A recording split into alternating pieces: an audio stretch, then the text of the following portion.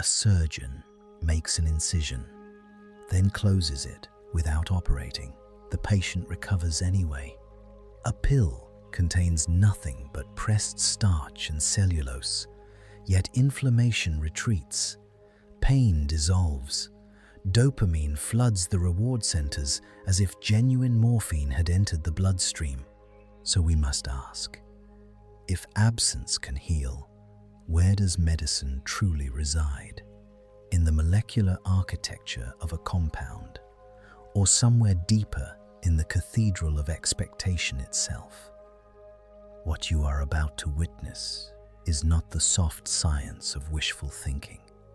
This is neurobiology made visible, brain scans illuminating, measurable cascades of endorphins and endocannabinoids, summoned by nothing more than belief. For 3 centuries, this phenomenon has confounded researchers, disrupted clinical trials, and quietly suggested that human potential extends far beyond what textbooks dare to print. So dim the lights, settle into stillness. For the next 2 hours, we descend together into the most sophisticated pharmacy ever constructed, one that requires no prescription, manufactures its own compounds, and has been operating since your very first breath. Welcome to your mind.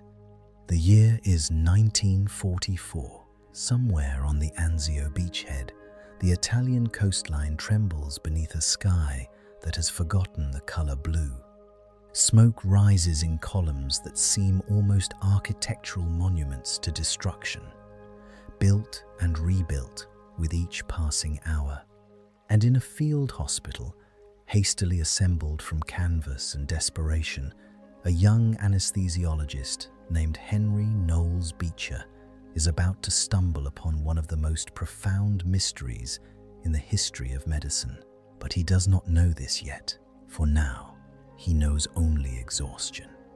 The weight of 72 hours without true sleep, the copper and earth smell of blood that has become as familiar as breathing, and the faces an endless procession of young men carried in on stretchers, their bodies torn open by shrapnel, their eyes searching his face for something he is running out of the ability to give. Hope and morphine, especially morphine. Let us pause here, in this moment before the discovery, and consider what morphine meant in 1944. It was not merely a painkiller. It was mercy in liquid form, a substance that could reach into the screaming chaos of a shattered nervous system and whisper time's peace asterisk.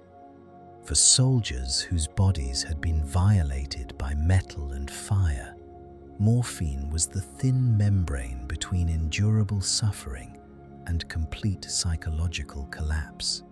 Field hospitals ran on morphine, the way engines run on fuel. Without it, surgery became torture. Recovery became impossible. The human mind, confronted with unmediated agony, would simply retreat, fold inward, disappear into shock. Beecher understood this intimately. He had administered thousands of injections, had watched the transformation, the clenched jaw releasing, the wild eyes softening, the ragged breathing settling into something resembling rhythm. Morphine was not optional. And on this particular night, in this particular field hospital, morphine was gone. The supply lines had collapsed somewhere between the harbor and the front. Miscommunication, misdirection. The fog of war made tangible in missing crates and empty syringes. Beecher stood in the supply tent, his hands trembling slightly, not from fear, but from the specific kind of dread that belongs to those who must deliver impossible news. Outside, he could hear them arriving. More stretchers, more wounds, more men whose survival depended on something he could not provide. What do you do when the medicine runs out, but the wounded keep coming? This is not a rhetorical question. This is the question that changed everything. Beecher's nurse history has not preserved her name, though it deserves to be remembered, made a suggestion born of pure desperation. Saline, ordinary saline solution, salt and water, a substance with no pharmacological power whatsoever. Medically speaking, it was nothing. It could not block pain receptors, could not interrupt the transmission of agony from nerve to brain, could not do anything that morphine could do, but it could be injected. It could look like morphine. And perhaps if the soldiers believed they were receiving relief, it was not a plan. It was barely even a hope. It was simply the only option remaining when all other options had been exhausted. Beecher filled his syringe with saline, approached the first stretcher, looked into the eyes of a young man whose leg had been torn open by shrapnel, whose face was contorted in a mask of suffering that seemed almost inhuman in its intensity. And he lied. "This will help with the pain," Beecher said. "You're going to feel better soon." He pressed the plunger. Salt water entered the bloodstream. Nothing that should matter. Nothing that could matter. And yet, the soldier's breathing changed first. That ragged, desperate rhythm began to slow, to deepen. The grip on the stretcher's edge, white-knuckled, desperate, began to loosen. His face softened. Not completely, not the way true morphine would have worked, but enough to allow surgery, enough to prevent shock, enough to keep this young man present in his own body, rather than fleeing into the protective darkness of unconsciousness. Beecher stood very still, watching, trying to understand what he had just witnessed. Then he moved to the next stretcher, and the next, and the next. By morning, he had administered saline to dozens of soldiers with severe wounds, wounds that should have required powerful opiates, wounds that, according to everything he had learned in medical school, could not be managed without pharmaceutical intervention. And yet, approximately 1/3 of them responded as if they had received actual morphine. Let that number settle into your mind for a moment. 1/3, not all of them. The placebo effect, as we will come to understand, is not magic. It does not work for everyone, every time, in every circumstance. The human mind is not infinitely powerful, and some forms of suffering simply cannot be thought away. But 1/3 is not nothing. 1/3 is not coincidence. 1/3 is not the kind of number that can be dismissed with words like imagination or wishful thinking.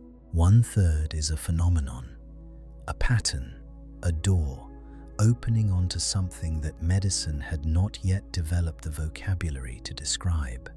Beecher walked out of that field hospital carrying a question that would occupy the rest of his career. A question that, in many ways, we are still trying to answer today. If salt water can reduce pain in wounded soldiers, what exactly is pain? Where does it live? And what else might the human mind be capable of if only we knew how to unlock it? But we are moving too quickly. The night is still young, and there is more to understand about this moment before we trace its consequences forward through the decades.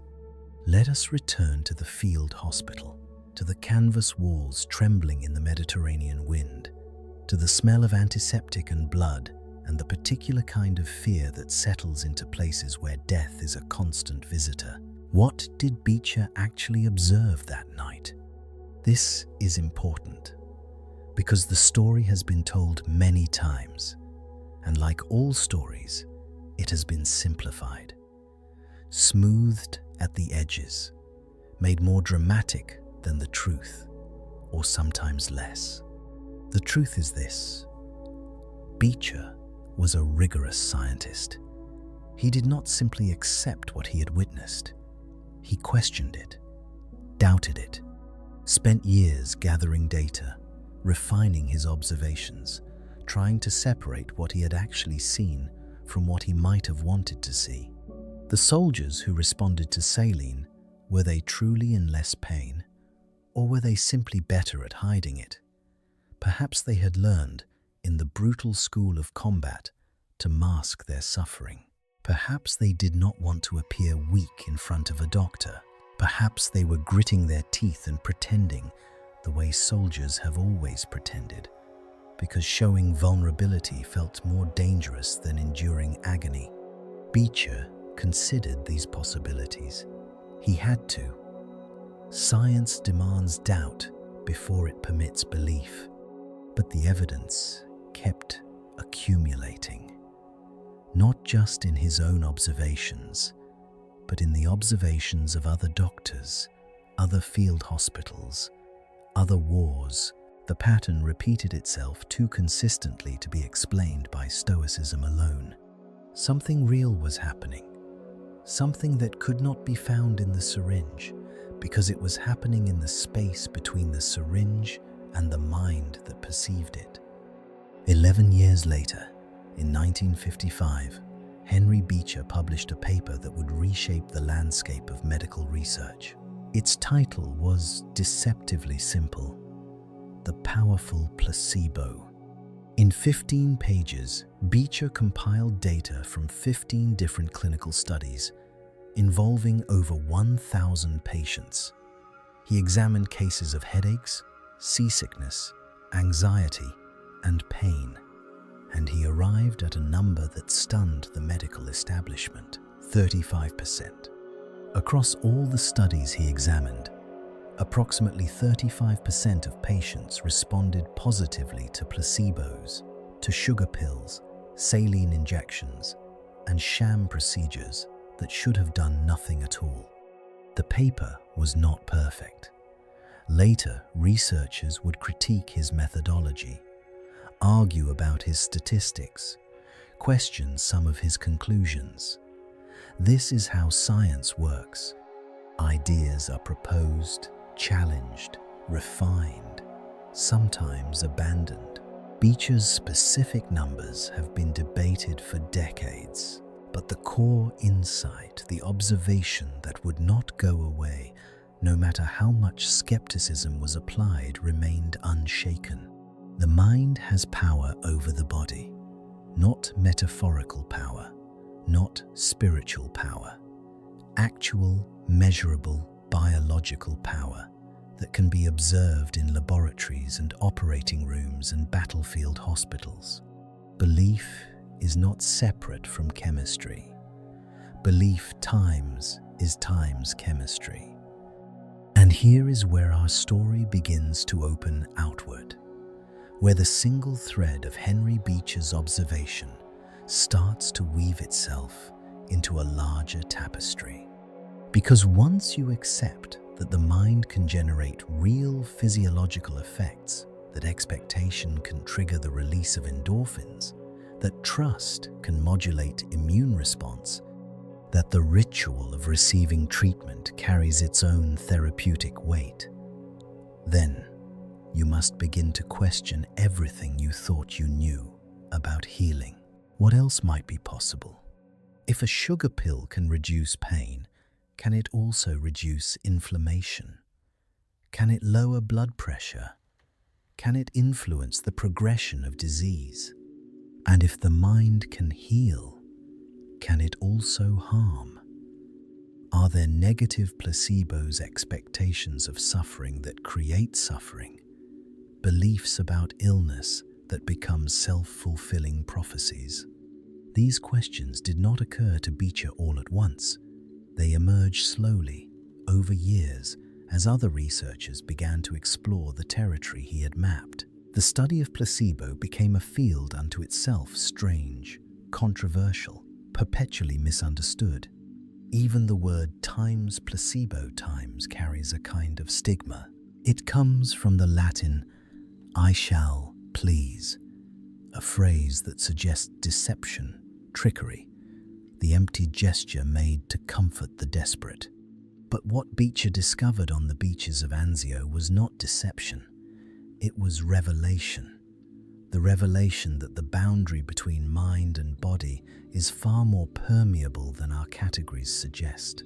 That consciousness is not merely a passenger in the vehicle of the flesh, it is part of the engine itself. Now, let us breathe, let the battlefield fade, let the canvas tense, collapse back into history. The stretchers empty, the young men grow old or remain forever young in photographs that their grandchildren will one day discover in dusty boxes. Henry Beecher lived until 1976. He became a professor at Harvard, a pioneer in medical ethics, an advocate for patient rights. The war never fully left him. How could it? But he transformed its lessons into something that would outlast his own lifetime. The study of placebo continued long after his death. It expanded into territories he could not have imagined. Brain imaging studies that revealed the specific neural pathways activated by expectation. Genetic research suggesting that some people are more responsive to placebos than others. Clinical trials designed with ever more sophisticated controls to separate the real effects of medicine from the effects of simply believing in medicine. And yet, for all this progress, the central mystery remains. How does the mind do this? How does belief become biology? How does the expectation of relief translate into actual measurable changes in neurochemistry, immune function, and physical sensation? These are the questions that will guide us through the hours ahead. We will explore the laboratories where placebo is being studied today. We will meet the researchers who are attempting to decode its mechanisms. We will journey into the brain itself, mapping the pathways through which expectation travels, tracing the chemistry of belief from its origins in thought to its expression in flesh. But for now, in this quiet moment between chapters, let us simply acknowledge what Henry Beecher gave us. He gave us a question we did not know we needed to ask. He showed us that the boundary between medicine and mind is not a wall, but a membrane, permeable, dynamic, responsive to forces we are only beginning to understand. And he reminded us that sometimes the most profound discoveries do not emerge from carefully designed experiments in pristine laboratories. Sometimes they emerge from desperation, from the moment when all other options have been exhausted and we are forced to confront the limits of what we thought we knew. A field hospital in Italy, a syringe full of salt water, a young man's face, softening against all reason, as something other than morphine reached into his suffering and whispered times, peace asterisk. This is where our journey begins.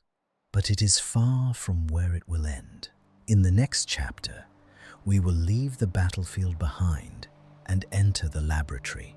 We will examine the neuroscience of placebo, the specific brain regions involved, the neurotransmitters released, the genetic variations that may explain why some minds respond more powerfully than others. But for now, rest in this knowledge. The most powerful pharmacy in the world requires no prescription.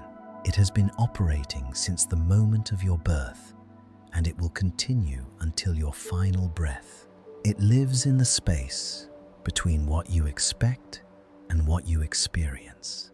It lives in you.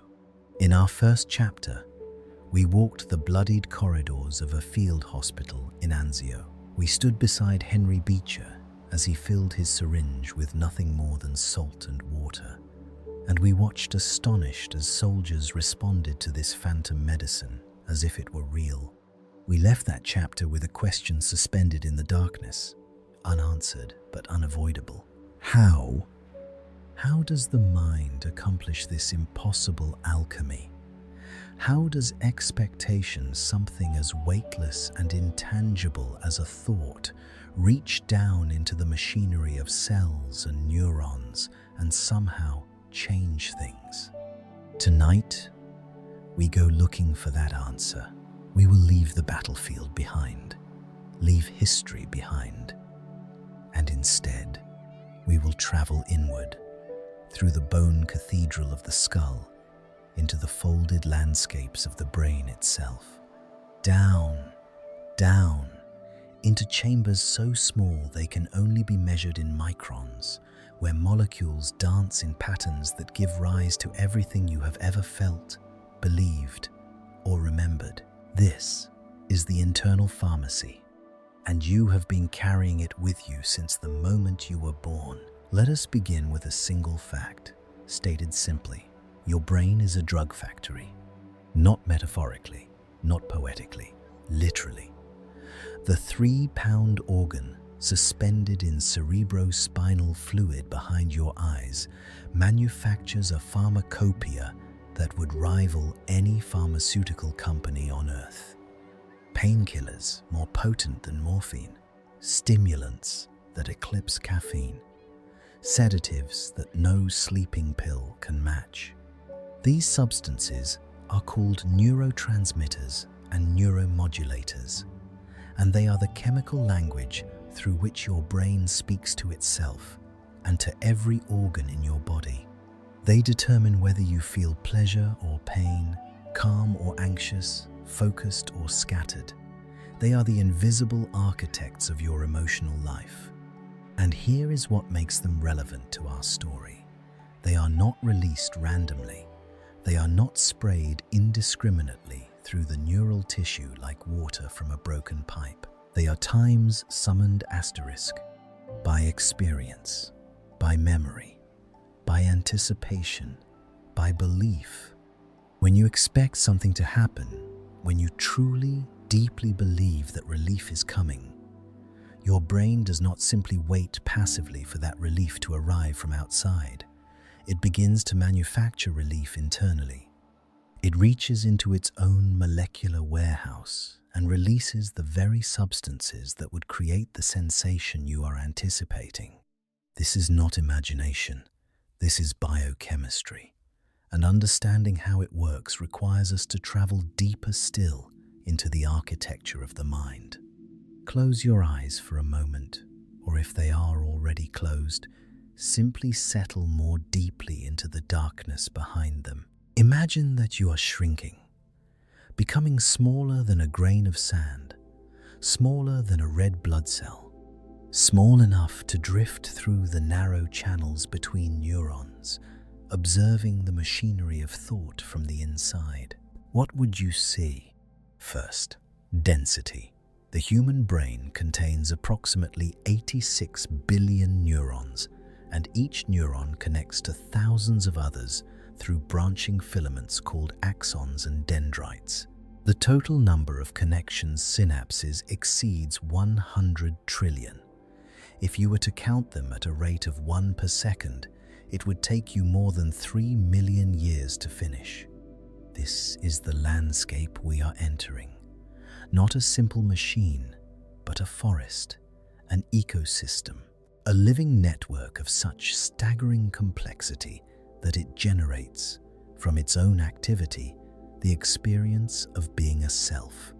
And suspended within this forest, traveling along its pathways like messages carried by runners in an ancient empire, are the molecules that concern us tonight. The endorphins, the dopamine, the internal medicines of the mind. Let us speak first of endorphins, for they are the closest chemical relatives to the morphine that Henry Beecher could not provide on that desperate night in Italy. The word times, endorphin times, is a contraction. Endogenous morphine, morphine that originates from within.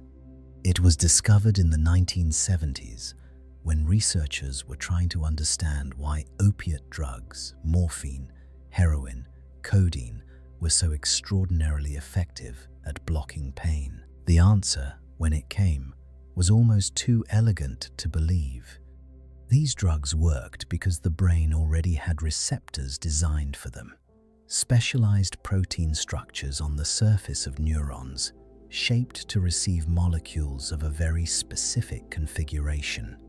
The drugs fit into these receptors the way keys fit into locks, and when they did, pain signals were interrupted, suppressed, silenced. But why would the brain have receptors for substances produced by poppy flowers on the other side of the world? It would not. The receptors existed because the brain produces its own opiates. The external drugs were simply imposters, molecular mimics that happened to share enough structural similarity to fool the locks into opening. This was a revelation. It meant that the sensation of relief, that warm, spreading ease that accompanies the cessation of suffering, was not something that came only from outside. The brain could generate it internally. The brain had been generating it internally for millions of years, long before the first human ever encountered a poppy flower. Endorphins are released during exercise, during laughter, during moments of intense emotion, during sex and childbirth and the consumption of spicy food. They flood the brain when we experience connection with others, when we listen to music that moves us, when we achieve something we have worked toward, and they are released. This is the crucial point when we expect relief. Brain imaging studies have shown this directly.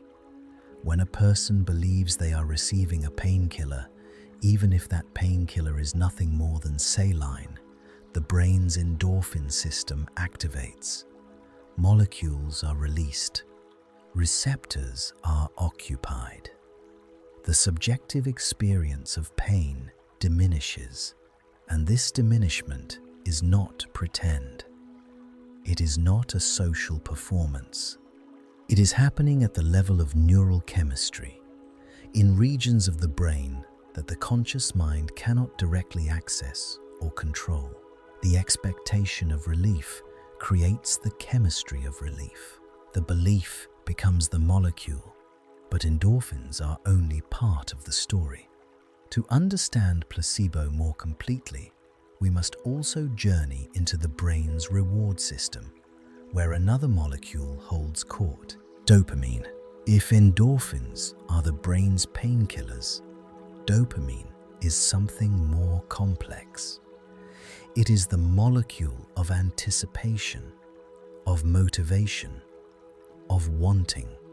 It surges not when you receive a reward, but in the moments, times, before times you receive it. It is the neurochemical signature of expectation itself. This distinction matters enormously. When researchers study placebo responses in conditions other than pain in Parkinson's disease, for example, where dopamine systems are critically impaired, they find that placebos can trigger dopamine release. Patients who believe they are receiving medication show increased dopamine activity, and this increase correlates with temporary improvements in their movement symptoms. The brain, anticipating benefit, produces the very neurotransmitter that creates benefit. This is not a trick. This is not self-deception in the dismissive sense that phrase usually carries. This is the brain doing exactly what it evolved to do, predicting the future based on available information and preparing the body to meet that predicted future. If you believe medicine is entering your bloodstream, your brain prepares to feel better, and that preparation is not merely psychological. It is enacted through real molecules, moving through real neural pathways, binding to real receptors on the surface of real cells. Now, let us ascend from the molecular level and consider something larger. If the brain can release these healing substances in response to belief, what part of the brain is responsible for generating that belief? Where does expectation live? And how does a thought, something as intangible as an idea, come to influence the behavior of molecules? The answer leads us to a region at the very front of the brain, just behind the forehead, the prefrontal cortex. This is the most recently evolved portion of the human brain, and in many ways, it is what makes us most distinctly human. The prefrontal cortex is involved in planning, in abstract reasoning, in the contemplation of future events. It is where we model the world, simulate possibilities, and generate expectations about what is likely to happen next. When you take a medication and believe it will help you, that belief is encoded in the prefrontal cortex. It draws on memory, previous experiences with medicine, and on context, the white coat of the doctor, the shape of the pill, the confidence in the prescriber's voice. It integrates all of this information into a prediction. Asterisk, I will feel better, asterisk. And here is where the architecture of the brain becomes truly remarkable. The prefrontal cortex does not exist in isolation. It sends projections, long axonal fibers, deep into other regions of the brain, into the limbic system, where emotions are generated, into the periaqueductal gray, a small region in the brainstem that plays a crucial role in pain modulation, into the nucleus accumbens, where dopamine signals reward and motivation. These connections are not one-way streets. They are highways of information, carrying signals in both directions, allowing the brain's executive regions to influence and be influenced by its more primitive, emotional, and sensory centers. When the prefrontal cortex generates a strong expectation of pain relief, it sends that expectation downward through these descending pathways into the very regions where pain signals are processed and amplified. And those regions respond. Imagine it like this. You are lying in a darkened room. Somewhere in the distance, an alarm is sounding a harsh, insistent noise that represents the pain signals traveling up your spinal cord toward your brain. Under normal circumstances, this alarm would grow louder as it approached the conscious regions of your mind. It would demand attention. It would overwhelm. But now, a message arrives from the prefrontal cortex, a signal traveling down from the planning regions, carrying the information. Asterisk relief is coming, asterisk. And in response, somewhere in the brainstem, a gate begins to close. This is not metaphor. There is a theory in pain science called Times Gate Control Theory, asterisk, proposed by Ronald Melzack and Patrick Wall in the 1960s. It suggests that the transmission of pain signals is not automatic. There are neural mechanisms that can either amplify or suppress these signals before they reach conscious awareness. Expectation, encoded in the prefrontal cortex, can close the gate. The alarm still sounds. The injury still exists, but the signal grows softer, more distant, more bearable. We have spoken of molecules, of brain regions, of descending pathways and closing gates. But perhaps we are missing something essential if we speak only in the language of mechanism. Perhaps we need, for a moment, to step back and appreciate the sheer improbability of what we are describing. A thought, something without weight or substance, something that cannot be held in the hand or observed under a microscope, transforms into a physical molecule. That molecule travels through the wet darkness of the brain. It binds to a receptor on the surface of a cell. And in binding, it changes the behavior of that cell, changes what signals it sends, changes what other cells downstream will do, creates a cascade that eventually registers in conscious experience as relief. This is the chemistry of belief, and when you state it plainly, It is almost impossible to comprehend. How does the immaterial become material? How does an idea, a pattern of electrical activity distributed across billions of neurons, crystallize into a specific molecular event? We do not fully know. This is one of the deepest mysteries in all of neuroscience, touching on questions that have occupied philosophers for centuries. The relationship between mind and matter, the nature of consciousness, the boundary, if there is one, between the self that thinks and the body that moves. What we do know is that the boundary is more permeable than we once believed, that thoughts are not separate from biology, but are times expressions, times of biology, that every mental event is also a physical event, and that the two descriptions, psychological and biochemical, are not competing explanations, but different lenses focused on the same underlying reality. Let us rest here for a moment. Breathe deeply. Feel the weight of your body against whatever surface supports you, and consider that everything we have discussed tonight is happening inside you, right now, as you listen. Your prefrontal cortex is active, modeling the information you are receiving, generating expectations about what comes next. Your dopamine system responds to moments of curiosity, to the anticipation of understanding. Your body adjusts its chemistry in subtle ways, responding to the tone of these words, to the darkness of the room, to your own predictions about what this experience will bring. You are not a passive receiver of information. You are a participant, an active collaborator in the construction of your own experience. And this is perhaps the most important insight of placebo research. It is not about fake medicine or deception or the gullibility of patients. It is about the fundamental nature of healing itself. Healing is not something that happens times to times you. It is something that happens times with times you.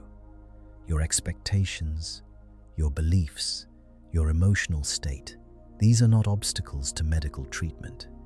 They are part of the treatment. They are part of the mechanism through which the body returns to balance.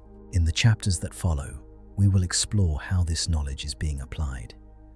We will visit clinics where doctors are learning to harness the placebo effect deliberately, without deception.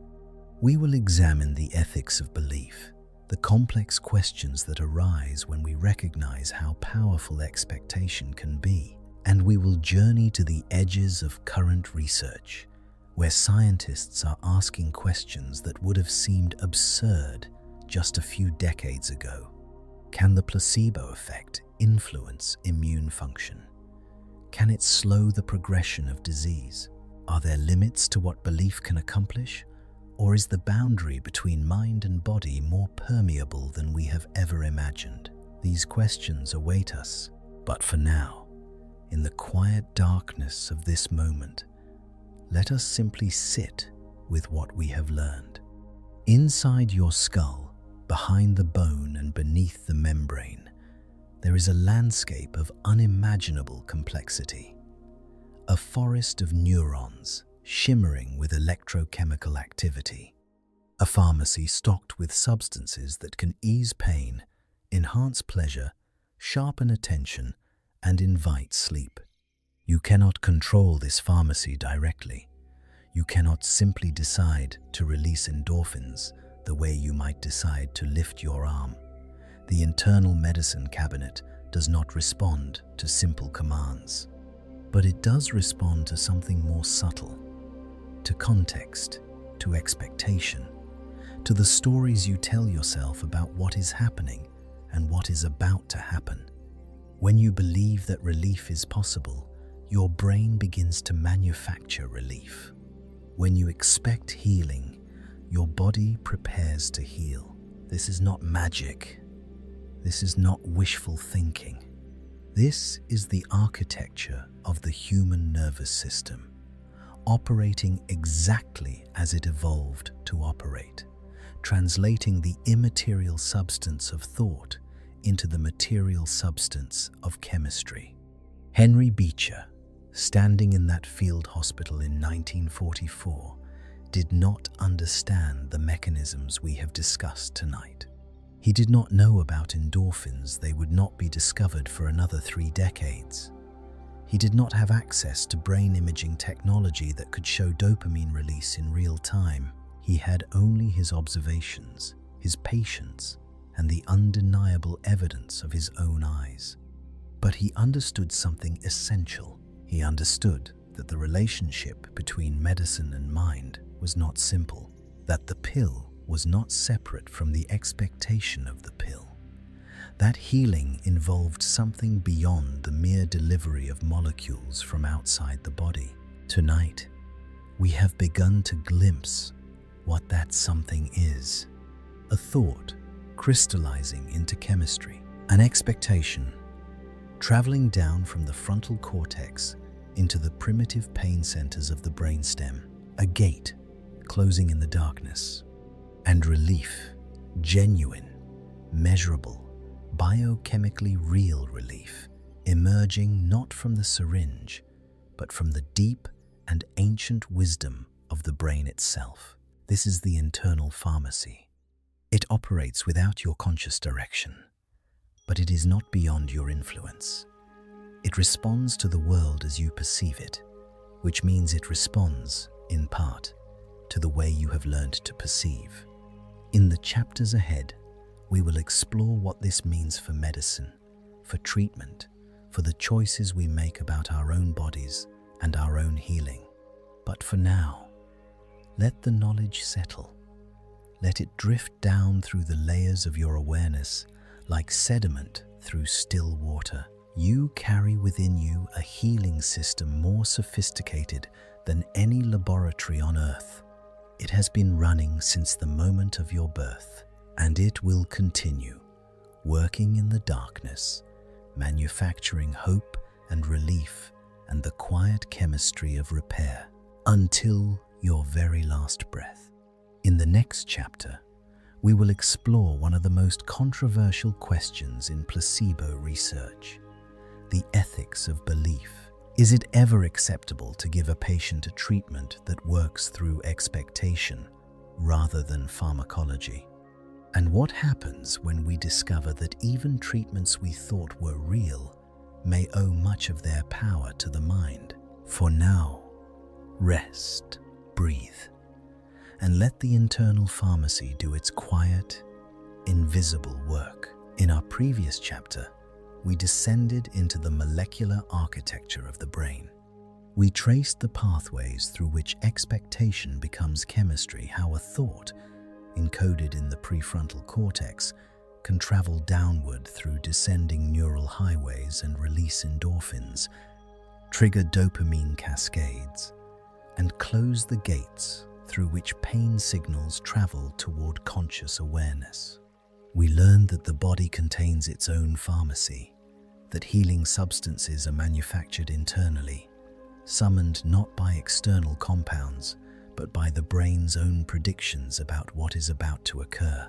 But this raises a question we have not yet addressed. If the brain releases healing chemistry in response to expectation, what creates that expectation? Where does it come from? How does the mind decide when to believe that relief is imminent? The answer leads us out of the brain's interior and into the world of symbols, of rituals, of colors and shapes, and environmental cues that the mind has learned over years of experience to associate with healing.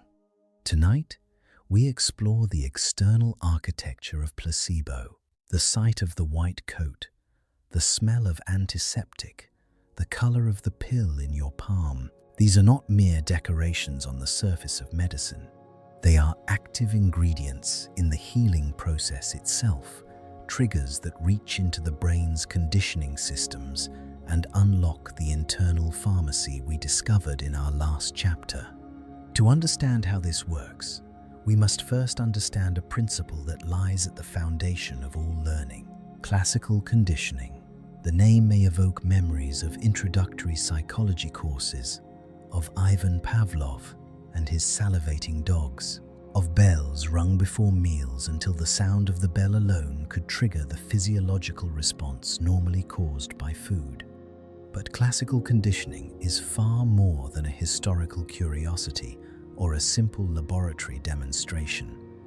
It is a fundamental mechanism through which the brain learns to predict the future based on patterns in the past.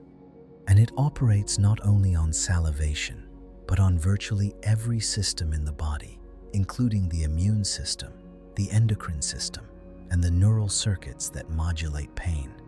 Let us consider a landmark experiment conducted in the 1970s by Robert Ada and Nicholas Cohen at the University of Rochester.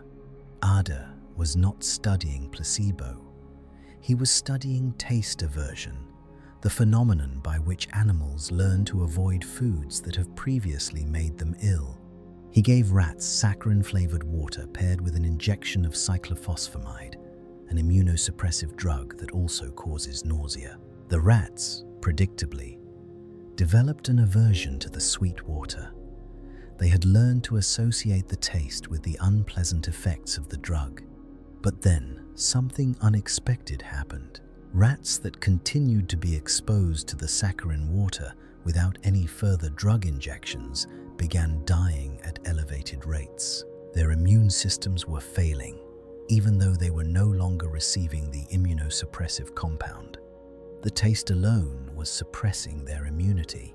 Let that settle into your awareness. The sweet flavor of saccharin, which has no pharmacological properties whatsoever, had become a trigger for immune suppression. The brain had learned the association between taste and drug effect, and it was now producing the drug effect in response to the taste alone. This was not psychology in the dismissive sense. This was physiology. Measurable, deadly changes in immune function, triggered by nothing more than a conditioned stimulus. Ada and Cohen had demonstrated something profound. The immune system could be conditioned just like salivation. The brain could learn to modulate biological processes that were previously thought to be autonomous, beyond the reach of learning and experience. The implications for placebo were immediate and far-reaching. If the immune system could be conditioned, then the healing responses we observed in placebo effects were not mysterious exceptions to biological law. They were examples of a general principle, the principle that the brain is constantly learning associations between external cues and internal states, and using those associations to prepare the body for what it predicts will happen next. Every time you take a medication and feel better, your brain is learning. It is encoding the association between the ritual of taking medicine, the shape of the pill, the color of the capsule, the act of swallowing, and the subsequent change in your physiological state. Over time, these associations strengthen. The ritual itself begins to carry some of the power that originally belonged only to the active compound. This is why the placebo effect tends to be stronger for conditions you have previously treated successfully with real medication. Your brain has been conditioned. It has learned that this particular ritual leads to relief, and it begins to produce that relief in anticipation. But conditioning requires cues. It requires triggers, specific sensory signals that the brain recognizes as predictors of what is about to happen. And this is where the environment of healing becomes crucial. Consider, for a moment, the sensory experience of entering a medical facility, the smell of antiseptic and industrial cleaning compounds, the particular quality of fluorescent lighting, the sight of white coats, stethoscopes, examination tables covered in paper, the sound of murmured voices, of footsteps in corridors, of equipment humming quietly in adjacent rooms. For most people in modern societies, these sensory experiences have been paired dozens, perhaps hundreds of times, with the administration of treatments that produced real physiological effects. Vaccinations that triggered immune responses, pain medications that brought relief, antibiotics that eliminated infections. Each pairing strengthened the association. Each experience taught the brain that this environment, these sensory cues, predict medical intervention and its consequences. And so the environment itself becomes a trigger. Studies have demonstrated that simply being in a medical setting can activate the brain's pain modulation systems. The descending pathways from the periaqueductal gray, that small but crucial region in the brainstem we discussed in our previous chapter, can be engaged by contextual cues alone. The sight of the white coat activates neural circuits that have learned to associate that visual pattern with relief. The brain, recognizing the symbols of medicine, begins to prepare for what it predicts will follow. This brings us to one of the most fascinating areas of placebo research: the study of how specific physical properties of treatments, properties that should be pharmacologically irrelevant, influence their perceived efficacy. Color is perhaps the most striking example. In studies conducted across multiple countries and decades, researchers have found consistent patterns in how people respond to pills of different colors, even when those pills contain identical ingredients or no active ingredients at all. Red, orange, and yellow pills tend to be perceived as stimulants. They are rated as more effective for conditions requiring energy, alertness, and activation. Blue and green pills tend to be perceived as sedatives or tranquilizers. They are rated as more effective for conditions requiring calm, relaxation, and sleep. This is not universal. Cultural factors play a role, and there are documented exceptions. In Italy, for example, blue is associated with the national football team and may carry different connotations than in other countries. But the general pattern holds with remarkable consistency across most Western populations. Why? The answer lies in the brain's pattern matching systems. We have learned, through a lifetime of experience, to associate certain colors with certain states. Red is the color of fire, of blood, of warning signals, stimuli that demand alertness and activation. Blue is the color of the sky at dusk, of deep water, of the quiet hours before sleep, stimuli associated with calm and rest. These associations are not arbitrary. They are encoded in neural networks that connect visual processing areas to emotional and physiological response systems. And when you see a red pill, some part of your brain operating below the level of conscious awareness expects activation. When you see a blue pill, it expects sedation, and expectation, as we have learned, becomes chemistry. The color effect is just one example of a broader phenomenon that researchers call the times-dose response relationship times of placebos. In pharmacology, dose response refers to the principle that higher doses of a medication typically produce stronger effects. Take more of the drug, experience more of its action. What is remarkable and initially counterintuitive is that placebos follow a similar pattern, even though they contain no active drug. 2 placebo pills produce stronger effects than 1 placebo pill. 4 placebo pills produce stronger effects still.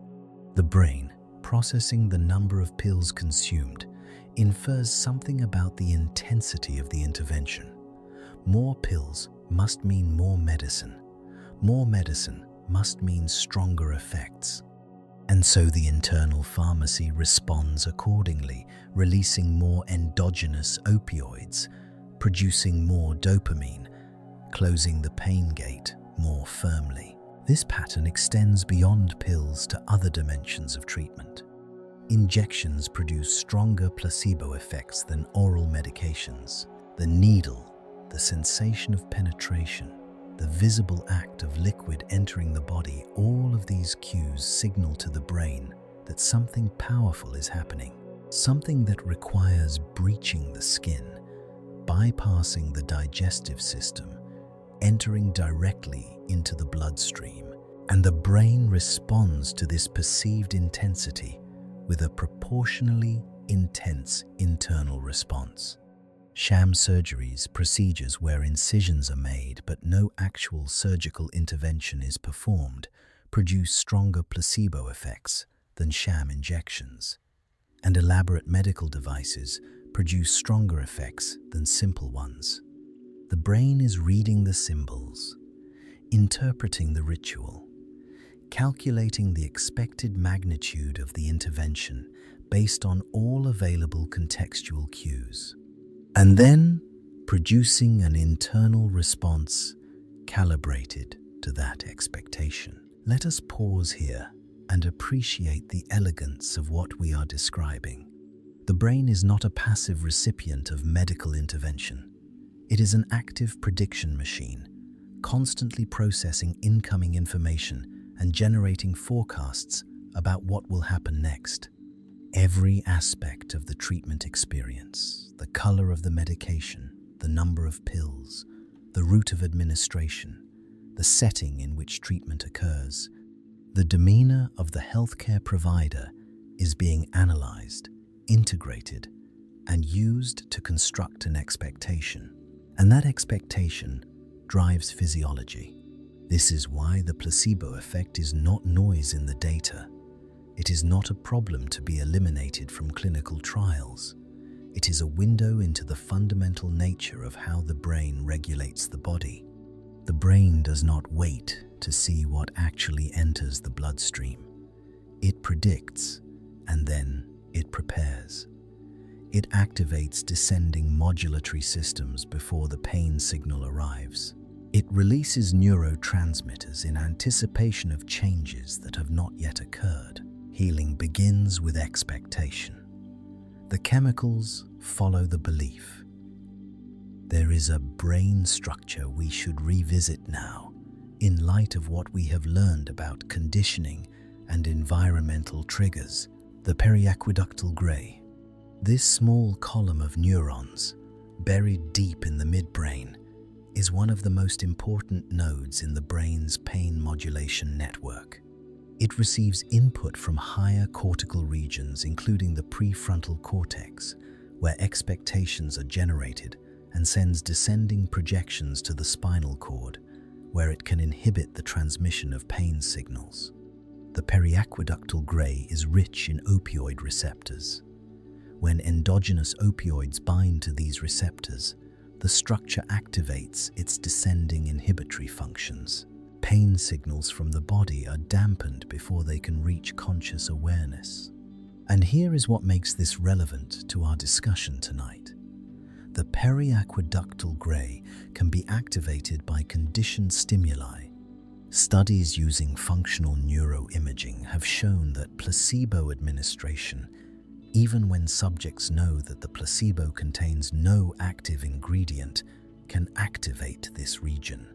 The contextual cues of medical treatment, encoded through years of classical conditioning, trigger the same neural circuits that would be activated by actual analgesic drugs. The white coat, the pill in the palm, the compassionate voice of the healthcare provider. These symbols reach into the midbrain and unlock the internal pharmacy. But conditioning is not only about physical cues. It is also about social and relational signals. The manner in which a treatment is delivered matters enormously. Studies have compared the same placebo administered by healthcare providers who were warm, confident, and empathic versus providers who were cold, doubtful, or rushed. The results are consistent and striking. Warmth and confidence amplify placebo effects. Doubt and coldness diminish them. This makes sense within the framework we have developed. The brain is not merely processing the physical properties of the treatment, it is also processing social information. It is asking, implicitly, does this person believe this will help me? Do they care about my well-being? Have they successfully helped people like me before? These social signals become part of the conditioned context. They contribute to the expectation that relief is coming, and through that expectation, they influence physiology. The healing relationship is not merely a pleasant addition to medical treatment. It is an active ingredient. We have covered considerable ground tonight. Let us draw these threads together. The placebo effect is not a single phenomenon. It is a family of phenomena, united by a common underlying mechanism: the brain's use of contextual cues to generate predictions about impending changes in physiological state. These predictions are not idle speculations. They drive actual changes in neural activity, neurotransmitter release, and bodily function. The cues that trigger these predictions are learned through classical conditioning.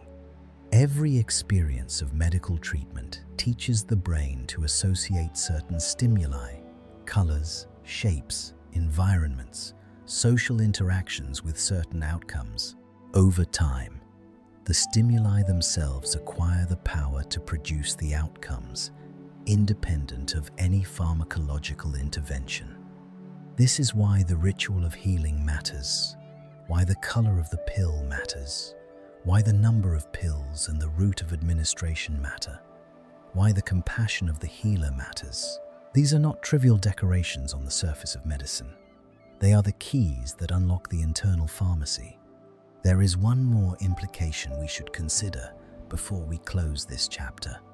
If the placebo effect is a conditioned response, then it should be possible, at least in principle, to deliberately strengthen or weaken it, to train the brain to produce stronger healing responses to specific cues, to harness conditioning as a therapeutic tool. This is, in fact, an active area of research. Some investigators are exploring whether patients can be given real medications initially to establish strong conditioned associations, and then transitioned to placebos, maintaining therapeutic benefit while reducing exposure to drugs with side effects or addiction potential. Others are studying whether the ritual elements of treatment can be deliberately enhanced to maximize placebo responses, making treatments more effective without changing their pharmacological content. These approaches raise complex ethical questions, which we will explore in a later chapter. But they point toward a future in which our understanding of conditioning and expectation is not merely academic, but practically useful. A future in which the ritual of healing is designed as carefully as the molecule inside the pill. For now, let this knowledge settle gently into your awareness. Around you, the world is full of symbols, colors that carry associations, environments that trigger memories, rituals that your brain has learned to interpret as predictions of what will happen next. You cannot escape this. You cannot override it through willpower. The conditioning runs deep, encoded in neural circuits that operate below the threshold of conscious awareness. But you can understand it. And in understanding, perhaps you can begin to appreciate that healing has never been merely chemical. It has always been contextual, relational, symbolic. The white coat is not just fabric. It is a signal reaching into your brainstem and unlocking ancient mechanisms of pain modulation. The pill in your hand is not just a pill. It is a key shaped by years of learning, designed to open the internal pharmacy. And the person who gives you that pill, who looks into your eyes and tells you that you will feel better soon, They are not merely delivering a treatment.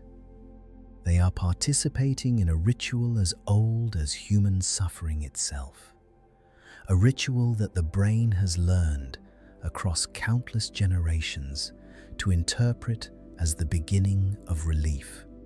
In our next chapter, we will journey into more controversial territory.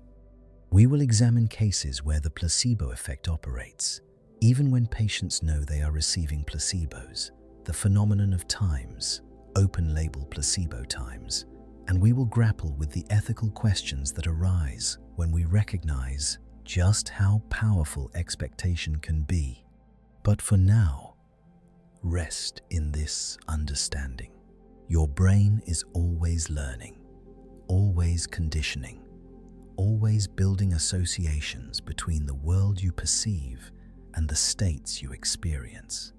And somewhere in that vast network of learning, in the connections between sensory cortex and limbic system and brainstem, the symbols of healing have been encoded. They are waiting, ready to unlock the pharmacy within. We have spent 3 chapters exploring the light, the miraculous capacity of the mind to heal, the internal pharmacy releasing its soothing compounds, the rituals and symbols that unlock descending pathways of relief, closing the gates through which pain travels, flooding the neural landscape with endorphins and dopamine. It has been, in many ways, an optimistic journey, a celebration of the brain's hidden powers, a revelation that belief can crystallize into chemistry, and that the chemistry of belief can mend. But light casts shadows, and tonight we must turn to face them. For the same mechanisms that allow expectation to heal also allow expectation to harm.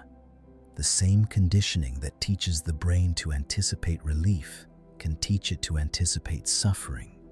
The same neural pathways that descend from the prefrontal cortex to modulate pain can amplify that pain just as easily as they suppress it. This is the nocebo effect, the dark mirror of placebo, and understanding it may be just as important as understanding its luminous counterpart. The word times, nocebo times, comes from the Latin, I shall harm. It was coined in the 1960s by Walter Kennedy, who recognized that if inert substances could produce positive effects through belief, they could surely produce negative effects through the same mechanism. And the evidence, once researchers began looking for it, was overwhelming. In clinical trials, patients given sugar pills and told to watch for side effects reliably report those side effects. Headaches, nausea, fatigue, dizziness. The symptoms they were warned about manifest in their bodies, triggered not by any pharmacological agent, but by the expectation that such symptoms would occur. In some studies, the rate of side effect reporting in placebo groups approaches the rate in groups receiving actual medication. Patients who receive nothing experience nearly as much discomfort as patients who receive something. This is not imagination in the dismissive sense. These are real symptoms, measurable physiological changes. The same brain that can summon endorphins through positive expectation can summon their opposites through negative expectation. The mind that heals can also wound. Let us return to the neural architecture we explored in earlier chapters. But this time, we will trace a different pathway. When you anticipate pain, when you expect something to hurt, a cascade of activity begins in the anterior cingulate cortex and the insular cortex, regions involved in the processing of threat and the generation of anxiety. These regions communicate with the prefrontal cortex, where the expectation is encoded, and with deeper structures, including the amygdala, the brain's ancient sentinel of danger. From these regions, signals descend, But unlike the descending pathways that activate the periaqueductal gray and release endogenous opioids, these signals engage a different system. A system that facilitates pain rather than inhibiting it. At the heart of this system lies a molecule we have not yet discussed, cholecystokinin. CCK, as it is commonly abbreviated, is a neuropeptide with many functions throughout the body and brain. In the gut, it regulates digestion, but in the central nervous system, it plays a crucial role in anxiety, fear, and most relevant to our story, the transmission and amplification of pain signals. When CCK is released in the spinal cord and brainstem, it counteracts the effects of endogenous opioids. It blocks the pain-suppressing actions of endorphins, effectively opening the gate that placebo expectations close. If endorphins are the brain's internal morphine, CCK is something like its internal anti-morphine, a substance that ensures pain signals pass through unimpeded, that the alarm continues to sound at full volume. And CCK release can be triggered by negative expectation. Studies have demonstrated this directly. In one experiment, researchers administered a placebo to subjects while telling some of them that it would reduce their pain and others that it would increase their pain. Brain imaging revealed that the positive expectation group showed increased activity in the opioid system, the familiar placebo response we have discussed at length. But the negative expectation group showed something different. They showed increased activity in CCK pathways. Their brains were actively facilitating pain transmission, preparing the body to experience more suffering because suffering was what they had been led to expect. The molecule followed the belief. Just as endorphins crystallize from positive expectation, CCK crystallizes from negative expectation. The brain, predicting harm, manufactures the chemistry of harm. This brings us to one of the most unsettling implications of nocebo research. The words we use matter profoundly, biologically. When a physician says, "This injection might sting quite a bit," they are not merely providing information, they are planting a seed of expectation. They are activating neural circuits that will prepare the body to experience exactly what has been predicted. Studies have shown that the framing of medical information significantly affects patient outcomes. Patients who are told about side effects in alarming terms report more side effects than patients who receive the same information presented neutrally. Patients who are warned that a procedure will be painful experience more pain than patients who are told the same procedure will involve some sensations they might notice. The words become the experience. This is not because patients are suggestible or weak or imagining things. It is because the brain is a prediction machine, and predictions drive physiology. When the brain receives authoritative information about what will happen, especially from a trusted source like a healthcare provider, it incorporates that information into its forecast. And then it prepares. CCK pathways activate. Anxiety circuits engage. The descending facilitation of pain begins, ensuring that the body will experience what the mind has been told to expect. There is a delicate balance here that medicine must navigate. Patients have a right to know the potential risks of treatments. Informed consent requires disclosure. We cannot and should not simply withhold information to avoid nocebo effects. But the manner of disclosure matters. Research suggests that focusing on the proportion of patients who times do not, times experience side effects, rather than those who do, can reduce nocebo responses. Framing matters, context matters. the tone of voice, the confidence of the provider, the surrounding ritual of care, all of these elements shape the expectation that forms in the patient's mind. The same information, delivered differently, produces different physiological outcomes. This is the strange territory nocebo opens up, a territory where the boundaries between objective medical fact and subjective patient experience become blurred, where the act of warning about harm can itself become a source of harm. Let us move now into deeper waters. We have discussed how negative expectations can amplify pain and generate side effects. But the nocebo effect extends beyond mere discomfort. In its most extreme manifestations, it touches the borders of life and death itself. In the anthropological and medical literature, there is a phenomenon that has been documented controversially, incompletely, but persistently across many cultures and many centuries.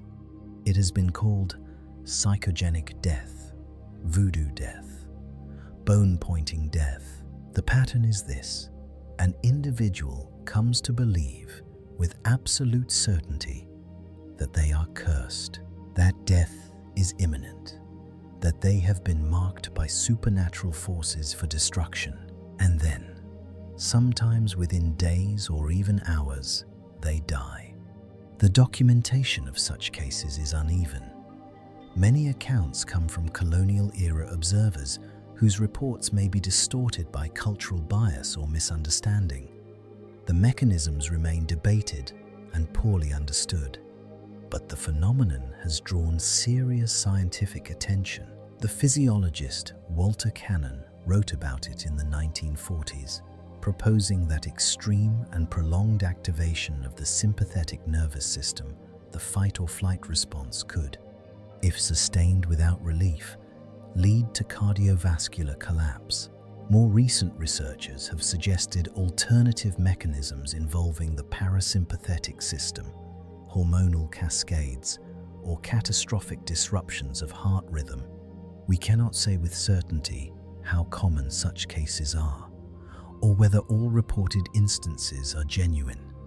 The territory is murky, tangled with cultural complexity and scientific uncertainty, but the possibility itself is sobering. If the body can heal in response to belief, it may also be capable of surrendering in response to despair. The same mechanisms that allow expectation to restore may also allow expectation to destroy. Let us step back from this precipice. We are not here to frighten, but to understand. And the understanding we are pursuing has practical implications, far less dramatic than voodoo death, but far more relevant to modern life. Consider the experience of reading about a disease. You notice a symptom, perhaps a headache, perhaps a moment of dizziness. You turn to the internet. You type your symptom into a search engine. And within moments, you are confronted with a list of possibilities that range from the mundane to the catastrophic. You read about conditions you have never heard of. You learn that your headache could indicate a brain tumor. Your dizziness could be the early sign of a degenerative neurological disorder. Your heart rate increases. Your breathing becomes shallow. You notice other sensations in your body, sensations that were always there but that you are now paying attention to with laser focus. Are those symptoms too? This is what researchers have begun calling cyberchondria, the amplification of health anxiety through internet searching. And it is, in many ways, a mass nocebo phenomenon. The information itself may be accurate. The conditions described may be real, but the act of reading about them, of expecting them, of focusing attention on the body in search of evidence, this act changes physiology. Attention amplifies sensation. Anxiety releases stress hormones. The body begins to manifest symptoms that confirm the fears the mind has been entertaining. not because the feared disease is present, but because the expectation of suffering can create the experience of suffering. The neural circuits of fear are ancient. They evolved to protect us, to ensure that potential threats receive immediate attention, that the body prepares to fight or flee, that we err on the side of caution when survival is at stake. But these circuits do not distinguish well between physical threats and imagined threats, between actual danger and anticipated danger, between the rustle of a predator in the grass and the paragraph on a medical website describing your symptoms. The amygdala activates, cortisol floods the bloodstream, the heart pounds, muscles tense, the body enters a state of heightened arousal, preparing for danger that exists only in the landscape of expectation. And when this state is sustained, when anxiety becomes chronic, when the fear never resolves, the body begins to suffer the consequences of its own protective mechanisms. Inflammation increases. Immune function is disrupted. The cardiovascular system operates under constant strain. The very systems designed to save us begin to erode us. This is nocebo writ large. Not a single negative expectation producing a single negative symptom, but a pattern of chronic negative expectation gradually degrading the biological systems that sustain life. We should pause here and breathe. This chapter has taken us through darker territory than the ones before. We have seen how the mind can amplify pain, generate symptoms, and in extreme cases, perhaps even hasten death. But this knowledge is not meant to disturb, it is meant to illuminate, for the same principles that explain nocebo also point toward its remediation. If negative expectations can trigger CCK release and pain facilitation, then transforming those expectations can interrupt the process. If anxious attention to bodily sensations can amplify those sensations, then redirecting attention can diminish them. If the words of healthcare providers can plant seeds of suffering, then carefully chosen words can plant seeds of healing instead. The shadow is real, but knowing the shadow helps us understand the light. There is one more aspect of nocebo we should consider before we close this chapter. The phenomenon has implications not just for individuals, but for populations. When media reports focus intensely on the side effects of a medication or vaccine, they do not merely inform, they shape expectation, and shaped expectation becomes embodied experience. Studies have shown that side effect reporting increases when side effects receive prominent media attention, even for treatments that have been used safely for years. The information environment creates a nocebo field, amplifying negative expectations across entire communities. This is not an argument for suppressing information, but it is an observation that information does not exist in a physiological vacuum. The way we talk about medicine, the stories we tell, the fears we emphasize, the frameworks we use to interpret bodily experience becomes part of the medicine itself. We are not isolated biological machines, processing treatments in sterile chambers. We are social beings, embedded in webs of communication and meaning.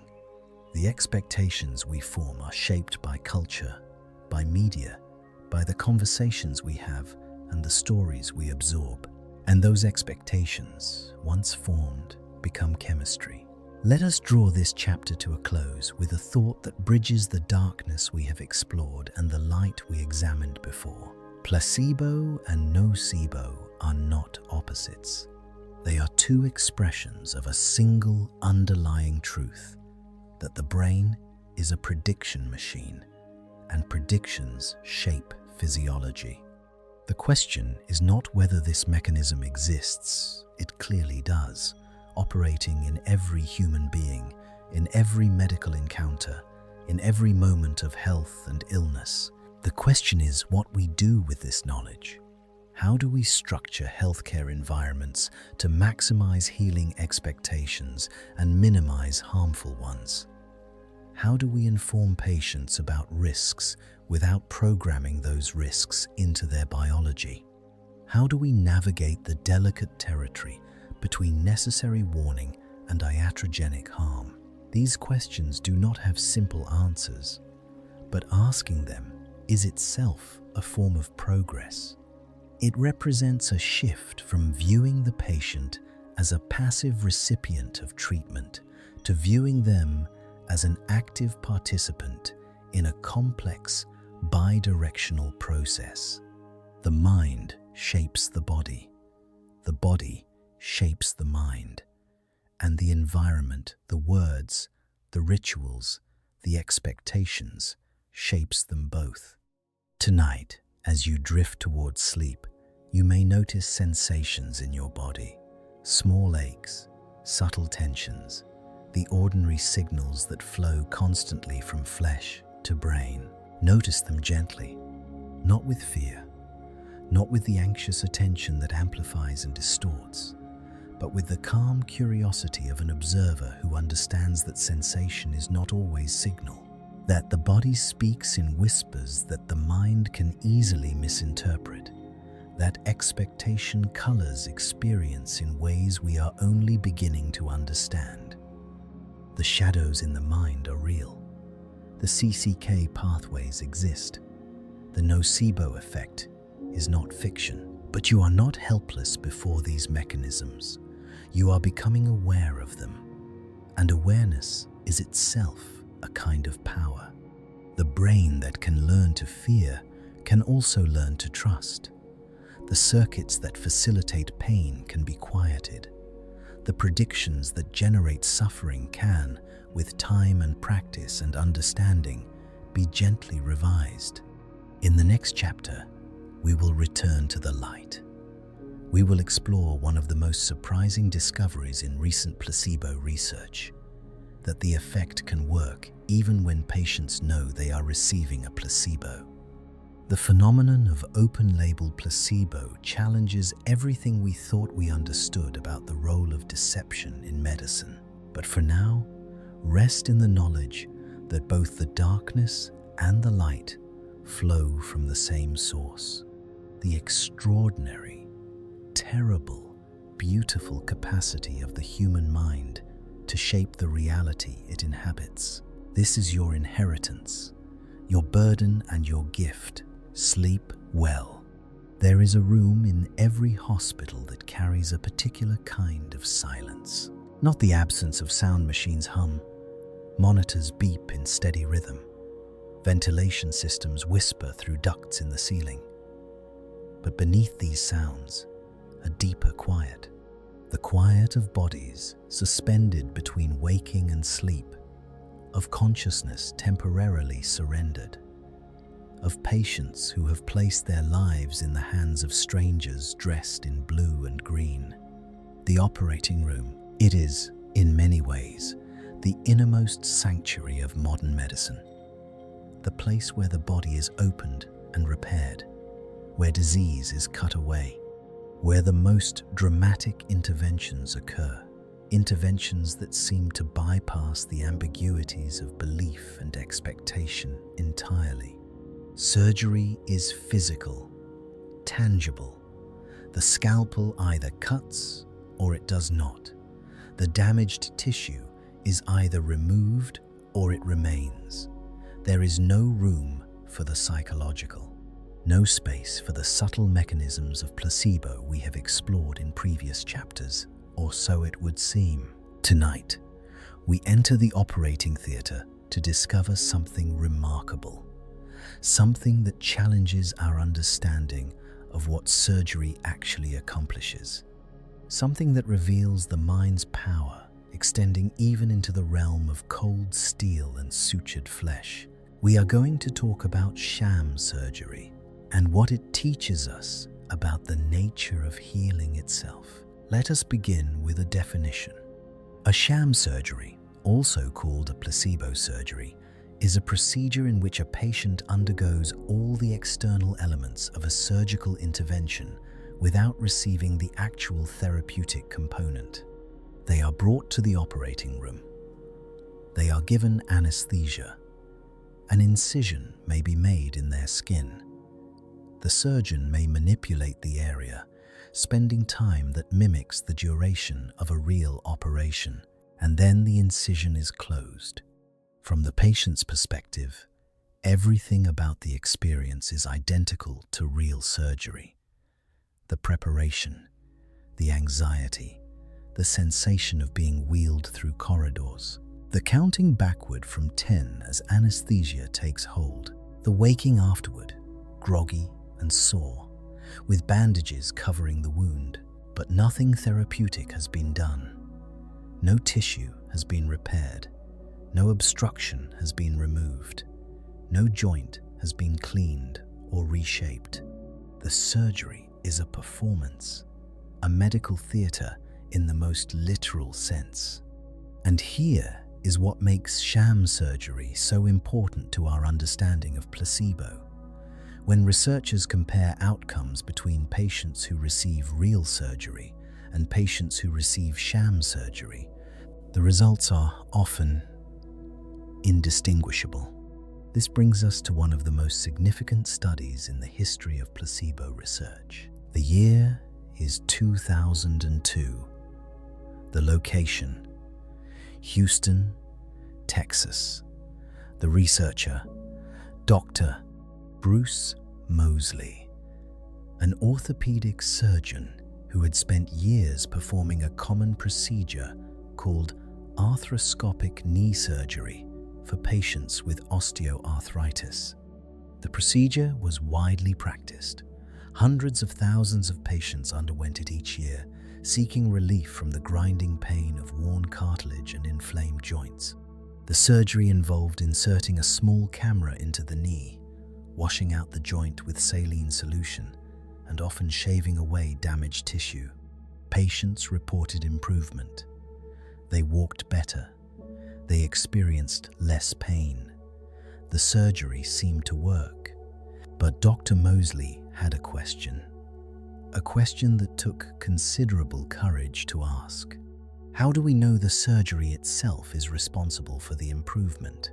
Might patients be recovering because of the ritual of surgery, the anesthesia, the incisions, the belief that something had been physically repaired rather than because of the specific mechanical actions performed inside the knee?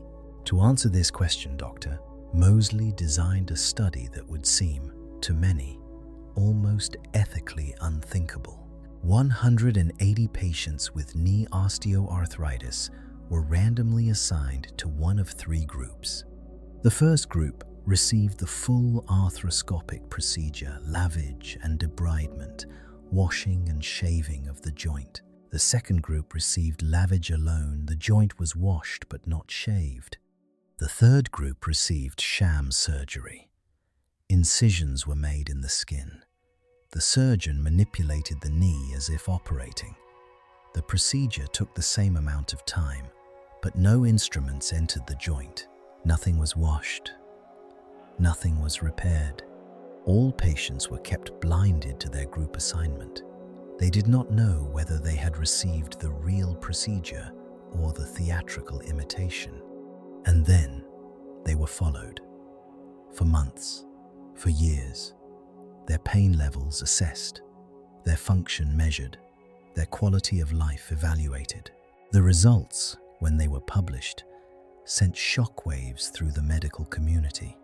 At every time point, at 2 weeks, at 6 weeks, at 3 months, at 6 months, at 1 year, at 2 years, the sham surgery group showed the same improvement as the real surgery groups. The same. Patients who had received nothing more than an incision and a performance reported the same reduction in pain, the same improvement in function as patients whose joints had been meticulously cleaned and repaired. Let this settle into your awareness. a surgery performed over 300,000 times per year in the United States alone. A surgery that cost billions of dollars.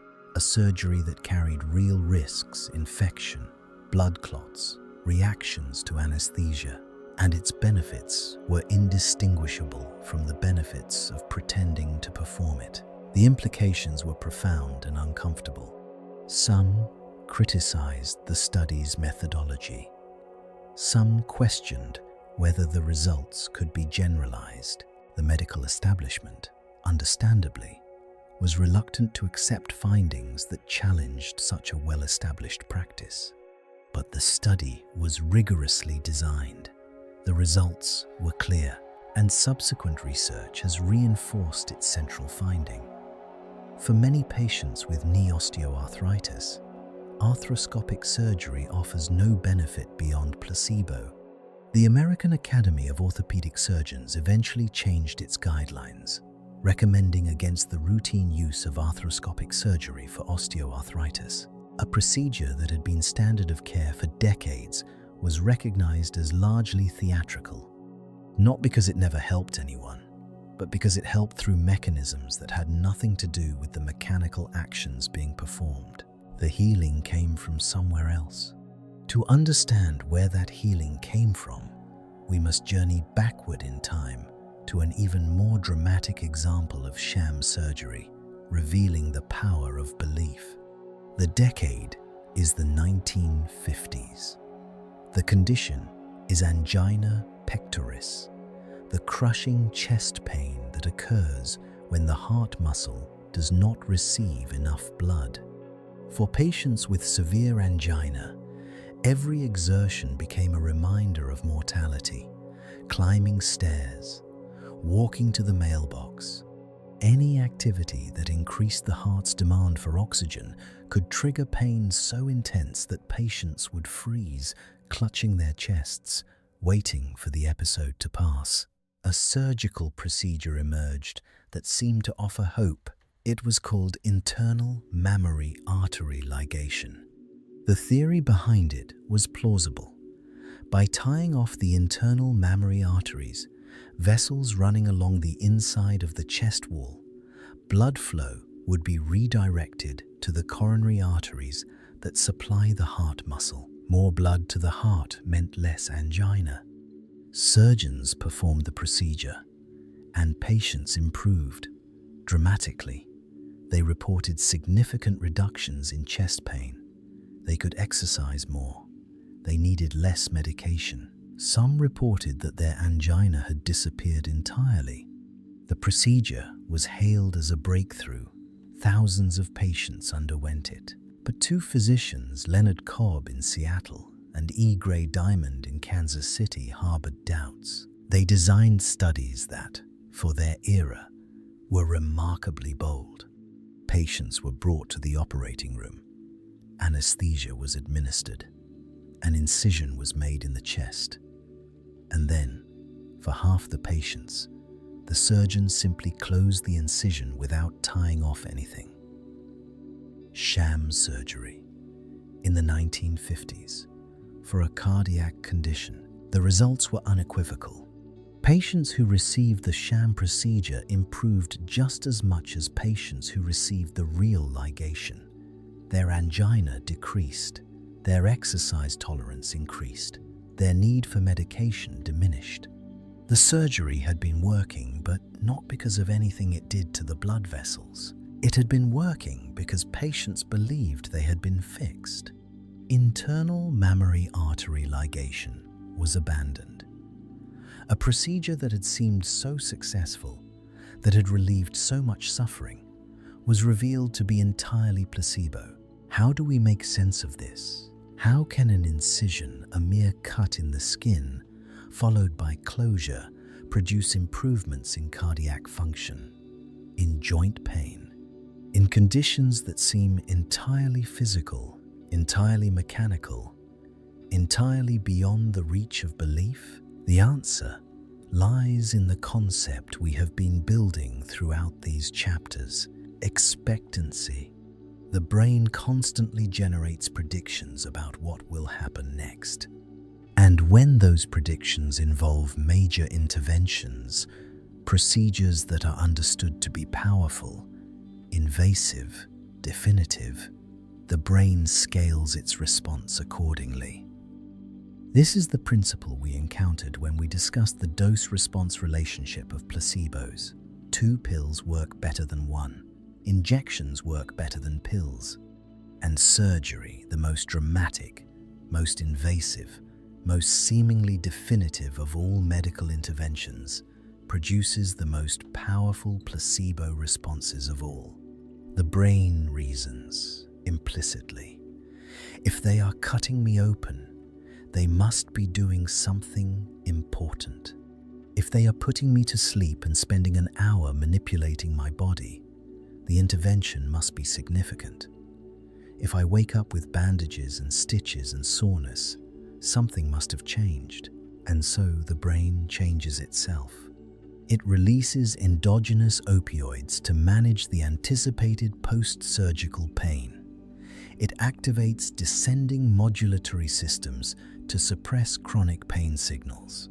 It recalibrates its predictions about the body's functional capacity. The patient believes they have been repaired, and the brain makes it so. There is a concept in cognitive science called the times prediction error asterisk. The brain is constantly comparing its predictions to incoming sensory information. When reality matches prediction, nothing special happens. But when reality differs from prediction, when something unexpected occurs, the brain updates its models. Surgery creates an enormous prediction error. Before the procedure, the patient predicts ongoing pain, ongoing limitation, ongoing disease. After the procedure, after waking from anesthesia, with evidence of intervention inscribed on their body, that prediction is violated. Something has changed. The patient does not know, consciously, what has changed. They cannot see inside their own knee or heart. But the sensory evidence, the incision, the soreness, the bandages, the memory of being wheeled into an operating room, all suggests that change has occurred. And so, the brain revises its predictions. It expects less pain. It expects better function. It expects recovery. And those revised predictions, as we have learned, become the blueprint for physiological response.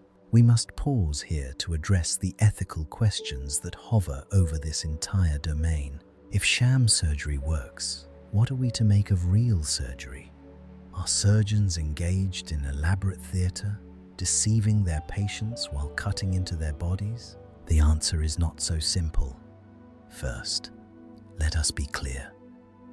Many surgeries produce benefits that cannot be explained by placebo.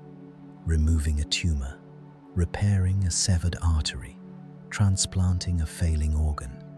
These interventions have mechanical effects that no amount of belief could replicate. But there is a category of surgery, particularly in orthopedics and pain medicine, where the specific mechanical actions may matter less than the ritual within which they are embedded. This does not mean these surgeries are fraudulent. It means that the healing they produce is more complex than we once understood. It involves both the physical intervention and the cascade of psychological and neurobiological responses that intervention triggers. The scalpel cuts tissue, but it also cuts through the patient's model of their own body. It creates a before and after, a turning point, a moment when the brain can say, something has been done, and now things can be different. The second ethical question is more troubling. Can we, should we perform sham surgeries deliberately as treatments in their own right?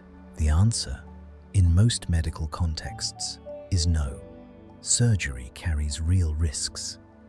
Anesthesia can cause complications. Incisions can become infected.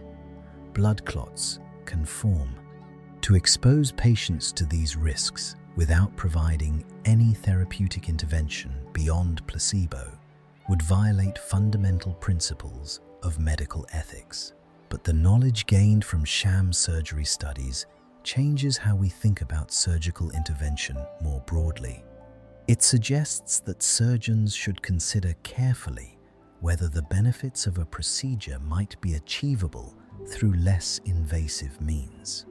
It invites us to ask what role expectation plays in surgical outcomes, and how that expectation might be harnessed without resorting to deception. And it reminds us, perhaps most importantly, that the operating room is not a domain separate from the psychological. The patient on the table is not merely a body to be repaired. They are a mind generating predictions, a brain releasing neurotransmitters, a person whose beliefs about what is happening shape the physiological reality of what happens next. Let us return one final time to the operating room. Imagine yourself there, not as a patient, though we have all been patients, or will be, but as an observer, a consciousness hovering in the corner, watching. The lights are bright but focused, creating pools of illumination surrounded by shadow.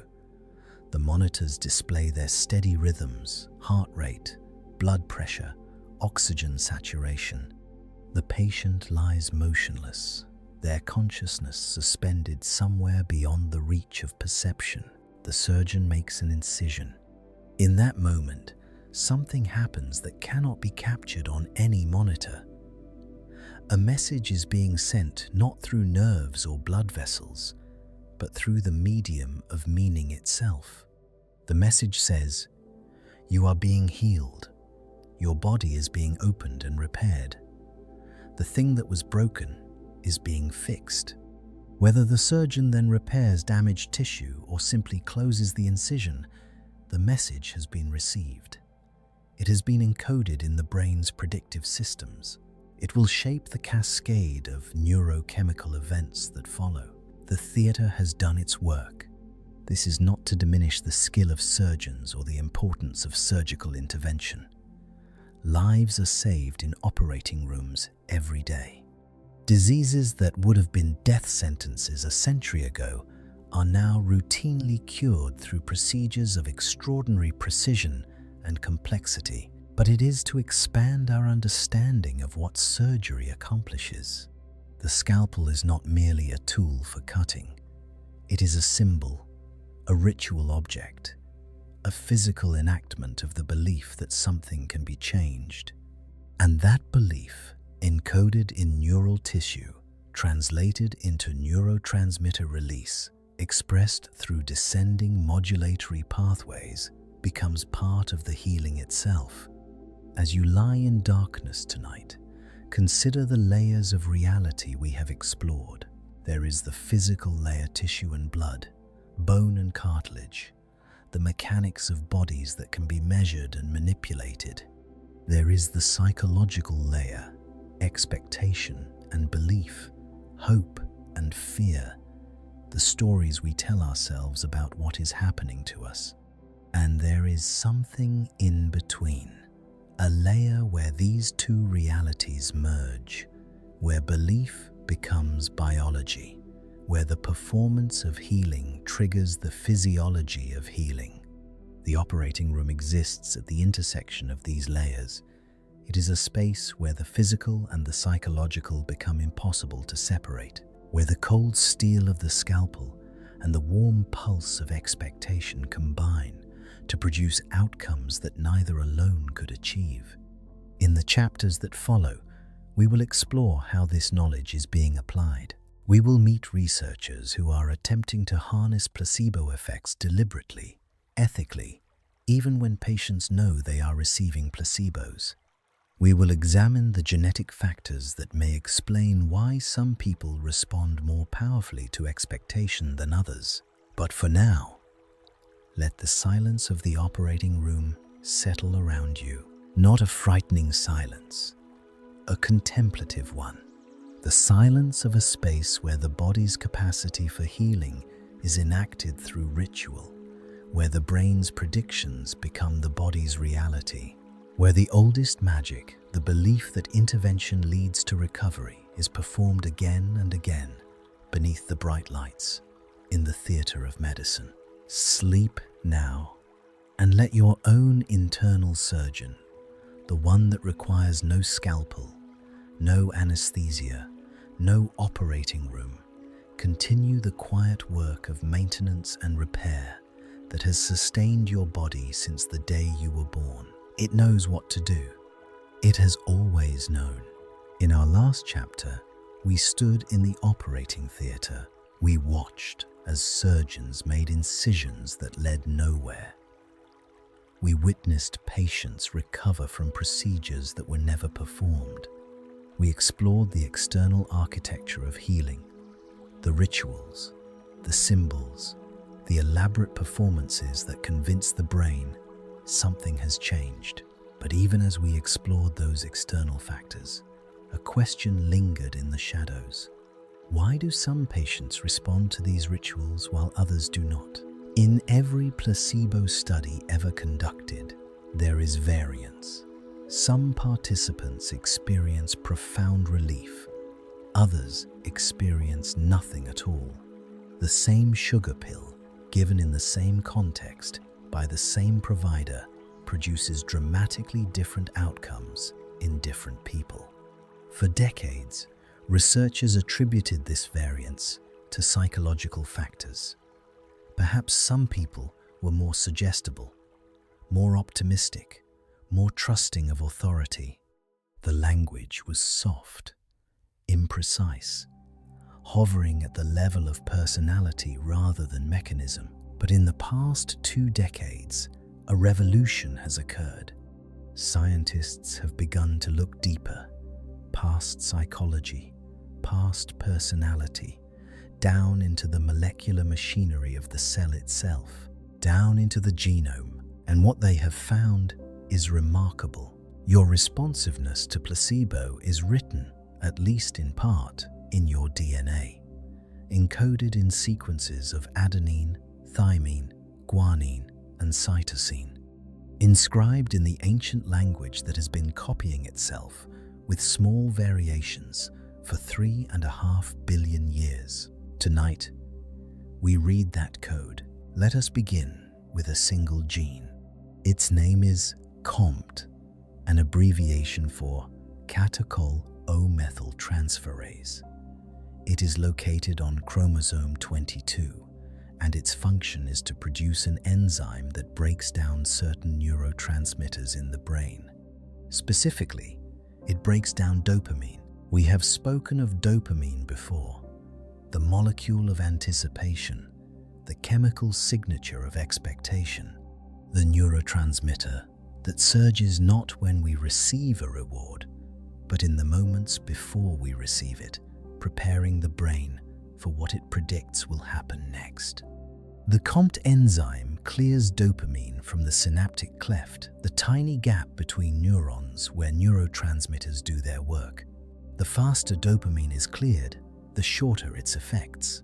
The slower it is cleared, the longer those effects persist. And here is where genetics enters the story. The COMT gene comes in different versions, different alleles that produce enzymes of different efficiency. One version, called VAL, produces an enzyme that works quickly. It clears dopamine rapidly from the prefrontal cortex, resulting in lower baseline dopamine levels in this region. Another version, called MET, produces an enzyme that works slowly. It clears dopamine sluggishly, resulting in higher baseline dopamine levels. Most people carry one copy of each version. They are VAL, MET heterozygotes, but some carry 2 copies of VAL, VAL, VAL, and some carry 2 copies of MET, MET, MET. These genetic differences have measurable consequences. MET individuals, those with higher prefrontal dopamine, tend to perform better on certain cognitive tasks. They show enhanced working memory, greater cognitive flexibility, but they also show increased sensitivity to stress, and they show stronger placebo responses.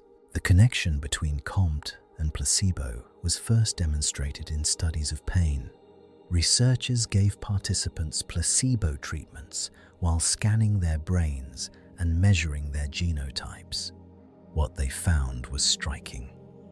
Individuals with the MET genotype, those with higher prefrontal dopamine, showed significantly greater placebo analgesia than those with the VAL genotype. The same sugar pill, the same experimental context, but different neural responses predicted by a single genetic variation. This makes sense within the framework we have been building. Placebo effects depend on expectation. Expectation is encoded in the prefrontal cortex, and the prefrontal cortex's function is modulated by dopamine. If you have a genetic variant that increases dopamine signaling in this region, your expectations may carry more weight. Your predictions may more powerfully shape downstream physiological responses. The gene does not determine whether you will respond to placebo. It shifts the probability. It tilts the balance. It makes the neural soil more or less fertile for the seeds of expectation to take root. But COMT is not the only gene that matters. As researchers have expanded their investigations, they have discovered a constellation of genetic variants associated with placebo responsiveness. Genes involved in dopamine signaling, yes, but also genes involved in opioid pathways, serotonin regulation, and inflammatory response. This constellation has been given a name, the placebome. The term was coined by Catherine Hall and her colleagues at Harvard Medical School. It refers to the set of genetic markers that, together, influence an individual's likelihood of responding to placebo treatments. The placebome is not a single gene or a simple pathway. It is a network, a complex web of genetic variations that interact with each other and with environmental factors to shape how the brain generates and responds to expectations. Think of it as biological software, code that runs beneath the surface of conscious awareness, determining how your neural systems process the rituals of healing we explored in previous chapters. When you see a white coat, that visual information is processed through pathways shaped by your placebome. When you swallow a pill, the cascade of neurotransmitter release that follows is influenced by the efficiency of enzymes encoded in your genome. When you expect relief, the strength of that expectation and its power to modulate pain pathways depends partly on molecular variations you inherited from your parents. Let us explore some of the other genetic players in this network. The opioid receptor gene OPRM1 codes for the mu-opioid receptor, the primary binding site for both external opiates like morphine and internal opiates like endorphins. Variations in this gene affect how strongly endorphins bind to their receptors and how powerfully the opioid system responds to signals from higher brain regions. Some variants of OPRM1 are associated with increased placebo analgesia. Individuals carrying these variants show greater pain relief from placebo treatments, apparently because their opioid systems are more responsive to the top-down signals generated by expectation. The fatty acid amide hydrolase gene FAAH regulates the breakdown of endocannabinoids, another class of internal molecules involved in pain modulation and mood regulation. Variations in FAA have been linked to differences in anxiety, stress response, and yes, placebo responsiveness. The serotonin transporter gene SLC6A4 influences how serotonin is cleared from synapses. Certain variants have been associated with increased susceptibility to placebo effects in depression studies. The dopamine receptor gene, DRD2, affects the density and sensitivity of dopamine receptors in the brain. Variations here may influence how strongly reward anticipation signals are processed. Each of these genes contributes a piece to the puzzle. Each adds a brushstroke to the portrait of why you respond to placebos the way you do. There is something almost vertiginous about this knowledge. We began this documentary speaking of belief, of expectation, of the power of the mind to influence the body. These are concepts that feel psychological, even spiritual. They evoke free will, conscious choice, the irreducible mystery of human subjectivity. And now we find that this mystery is encoded in molecules, that your capacity for belief-mediated healing is shaped by variations in nucleotide sequences that were established at conception, that the strength of your expectations and their power to release endorphins, activate descending pain pathways, and close the gates of suffering depends on the particular versions of genes you happen to inherit. This can feel reductive, deflating, as if the magic of placebo has been explained away, reduced to mere chemistry. But let us sit with this feeling for a moment. Let us breathe through it, because there is another way to understand what genetics reveals. The fact that placebo responsiveness is partially heritable tells us something profound. This capacity is not an accident. It is not a flaw in human cognition, a gullibility to be overcome. It is a feature that has been preserved and refined across countless generations of natural selection. Evolution kept this trait. Indeed, evolution may have actively selected for it. Why? Consider the life of our ancestors. They lived in a world without pharmacies, without hospitals, without the elaborate medical infrastructure we take for granted. When they became ill or injured, their survival depended largely on the body's own healing mechanisms. Those mechanisms require energy, immune responses, tissue repair, the complex orchestration of recovery. All of these processes are metabolically expensive.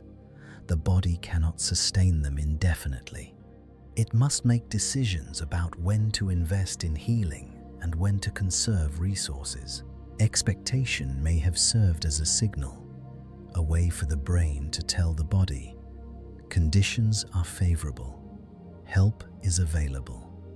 Now is the time to invest in recovery.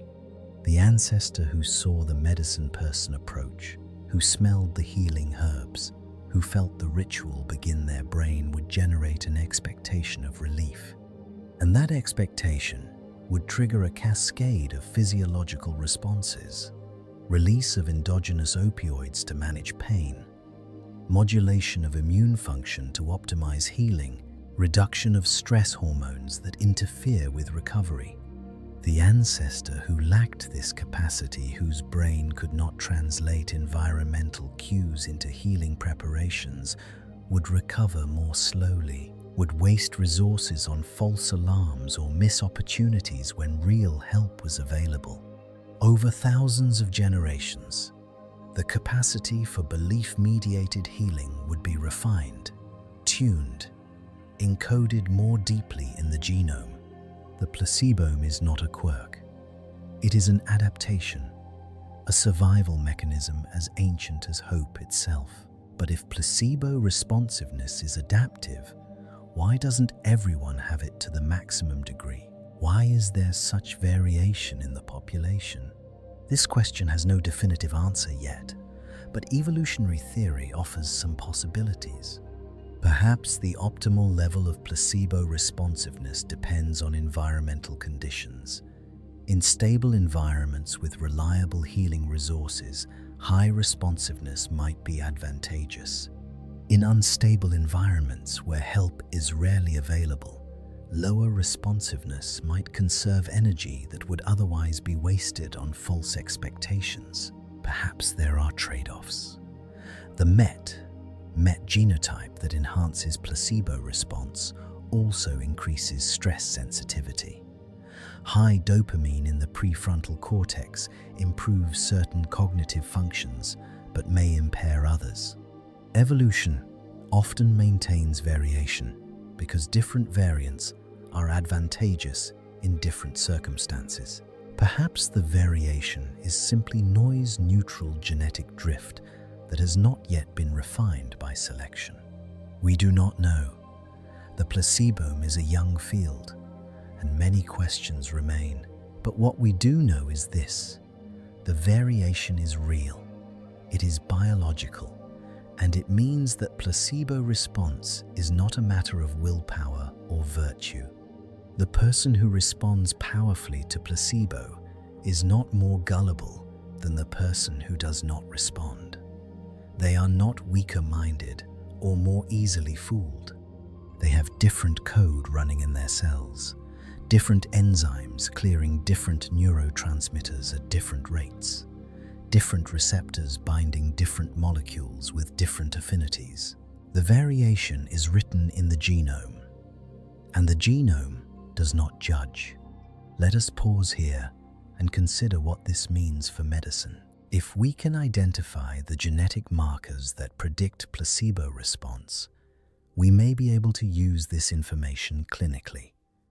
Imagine a future where, before prescribing a medication, a physician reviews not only your symptoms but your placebome. They see that you carry genetic variants associated with strong placebo response. This information might influence treatment decisions in several ways. Perhaps you would be an ideal candidate for treatments that rely heavily on expectation effects, mind-body interventions, behavioral therapies, carefully designed rituals of care.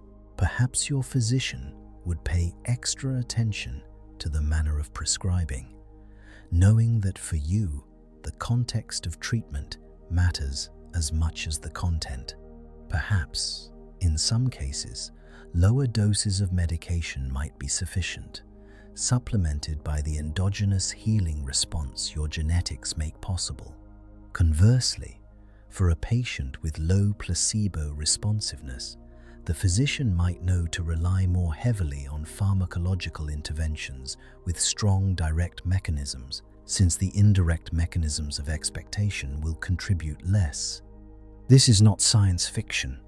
Research groups are already exploring these possibilities. The translation from laboratory to clinic is slow and complex, but the direction is clear.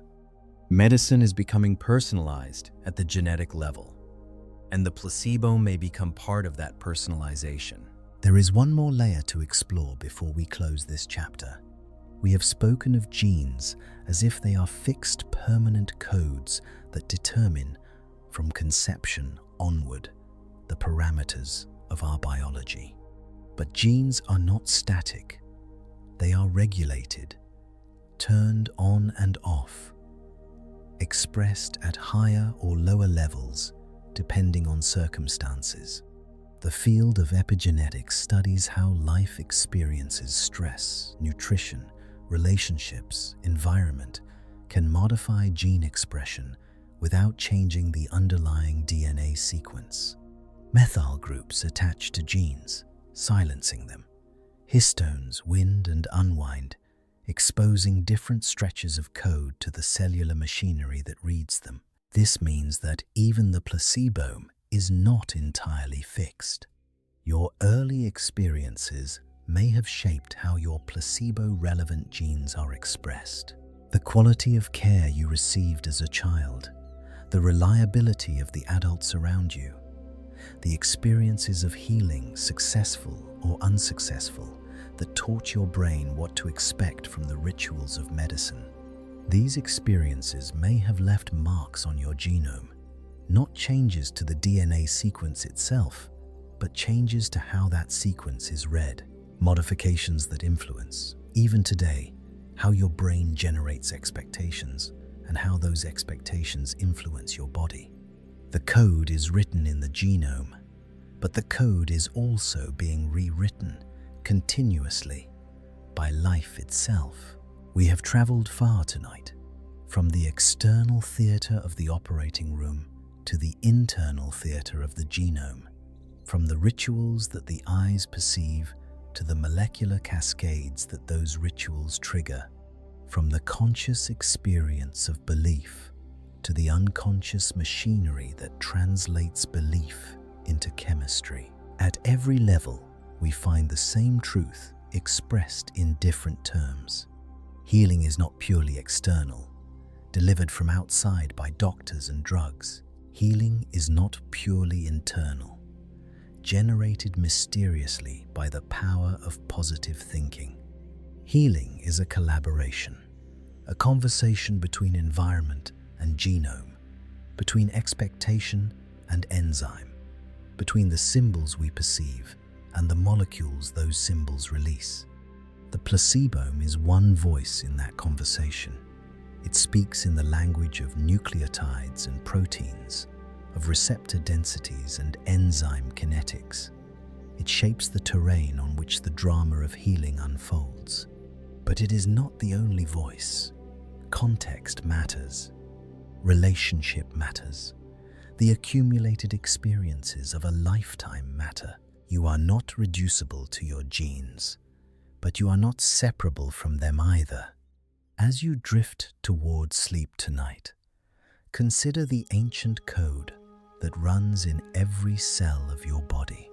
3 billion base pairs, 20,000 genes, a library of information that has been accumulating since the first self-replicating molecules emerged in primordial seas.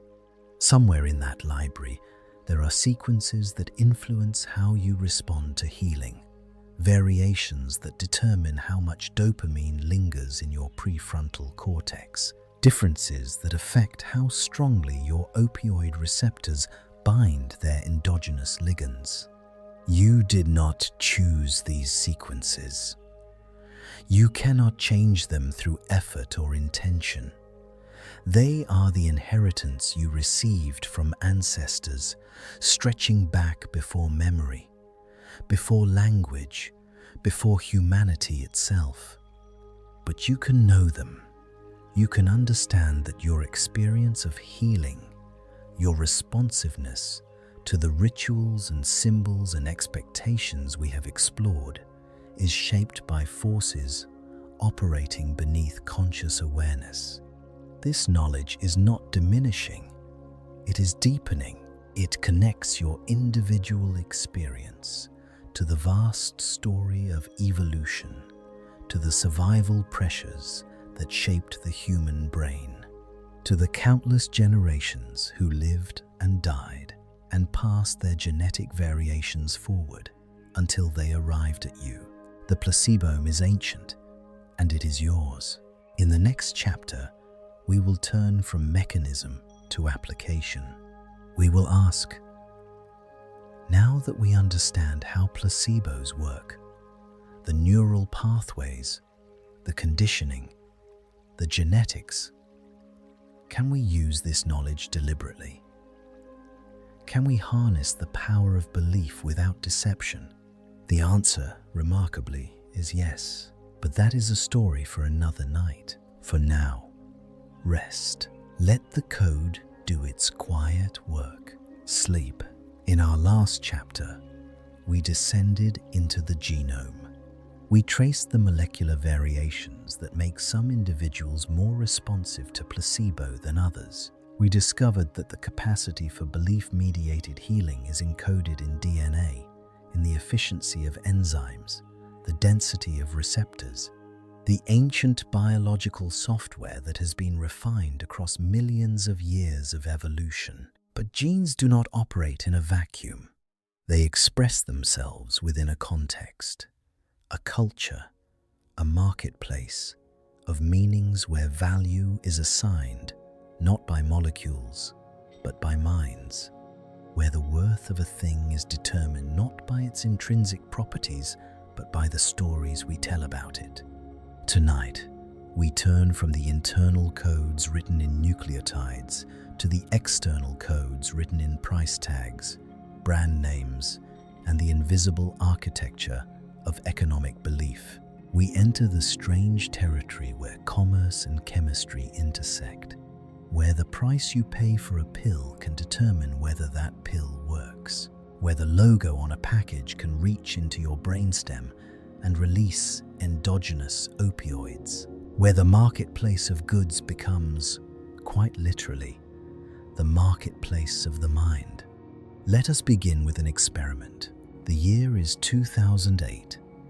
The researcher is Dan Ariely, a behavioral economist at MIT who has spent his career exploring the irrational corners of human decision-making. Ariely recruited volunteers for what they were told was a study of a new painkiller. Participants received an electric shock to their wrist, not dangerous, but uncomfortable. Then they were given a pill and told it was a newly approved analgesic.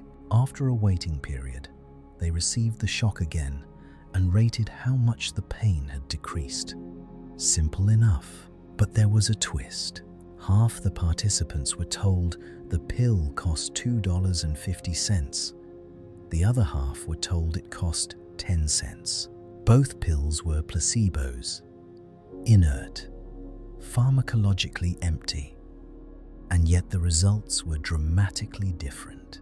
85% of those who believed they had taken the expensive pill reported significant pain relief. Only 61% of those who believed they had taken the cheap pill reported the same. The price tag, a piece of information with no physical connection to the pill itself, had altered the brain's response to pain. Let this finding settle into your awareness. The participants were not pretending. They were not lying to please the experimenters. Brain imaging studies of similar experiments have shown that expensive placebos produce greater activation in pain-modulating regions than cheap placebos. The subjective report of reduced pain corresponds to objective changes in neural activity. The price became the medicine. How is this possible? The answer lies in how the brain assigns value and how assigned value shapes expectation. Deep in the brain, there are circuits dedicated to evaluating worth. The ventromedial prefrontal cortex, the orbitofrontal cortex, the ventral striatum, these regions form a network that processes information about the value of things. When you contemplate a purchase, these areas activate. When you anticipate a reward, they light up with dopamine signaling. When you weigh options and make choices, they compute the expected utility of each path. This value coding system did not evolve to navigate shopping malls. It evolved to help our ancestors make survival decisions. Which food source is worth pursuing? Which potential mate offers the best genetic partnership? Which territory is worth defending? But the system is flexible. It has been co-opted in modern humans to evaluate the worth of objects and experiences that would have been incomprehensible to our evolutionary ancestors. Stock prices, brand reputations, the intangible qualities that make one product feel more valuable than another. And here is the crucial link to placebo. The brain's value coding system is intimately connected to its healing systems. When you perceive something as valuable, as worth the cost, worth the effort, worth the investment, your brain treats it differently. It expects more from it. It prepares more thoroughly for its effects. It releases more dopamine in anticipation. And dopamine, as we have learned, is the molecular currency of expectation. It modulates prefrontal activity. It influences descending pain pathways. It shapes the very experience of what the valuable thing will do. The expensive pill is expected to be more effective, and that expectation, translated through dopamine circuits, makes it more effective. But price is only one dimension of perceived value. Consider the power of the brand. In study after study, researchers have found that branded medications produce stronger effects than identical generic medications, even when both contain the same active ingredient, in the same dose, manufactured to the same standards. Patients report more relief from branded aspirin than generic aspirin. They experience fewer side effects from branded antidepressants than generic equivalents. They respond better to branded placebos than unbranded placebos. The name on the package matters. The familiar logo, the distinctive color scheme, the accumulated associations of years of advertising. All of these elements contribute to the brain's assessment of value. A brand is a promise.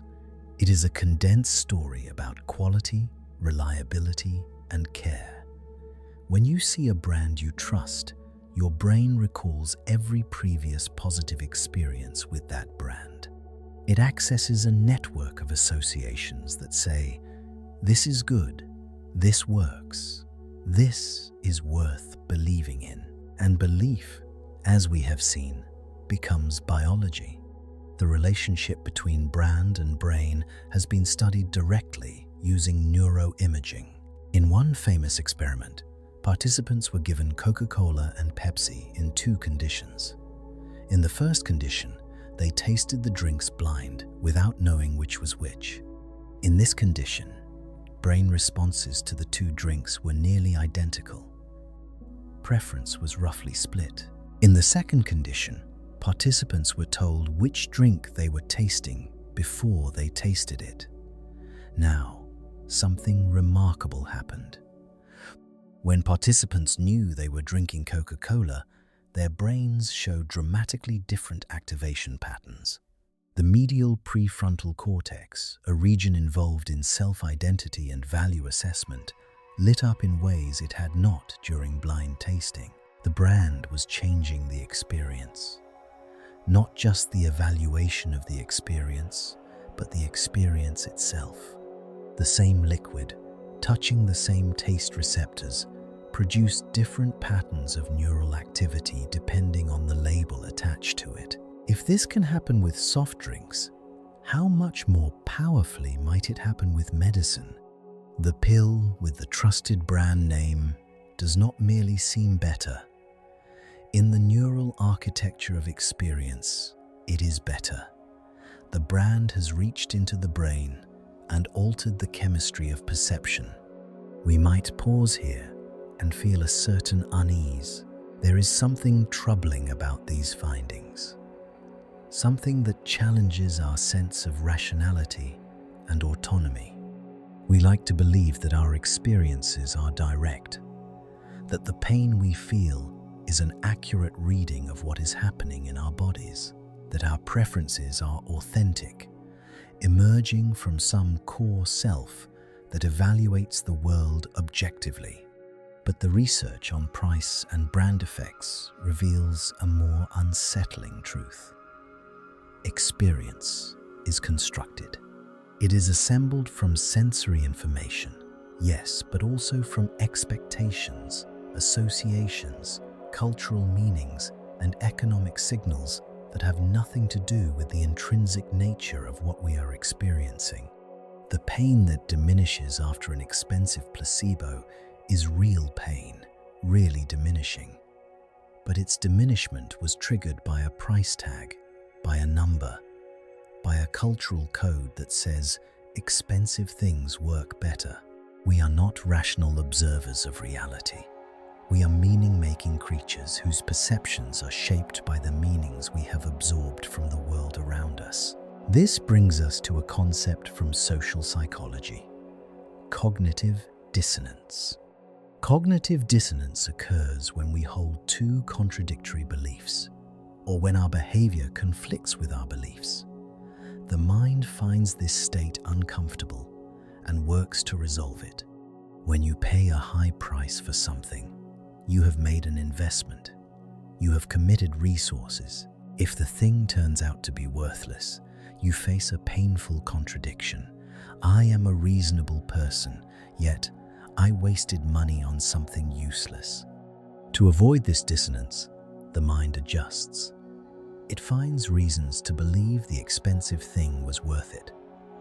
It attends more carefully to positive effects and discounts negative ones. It constructs a narrative in which the investment was justified.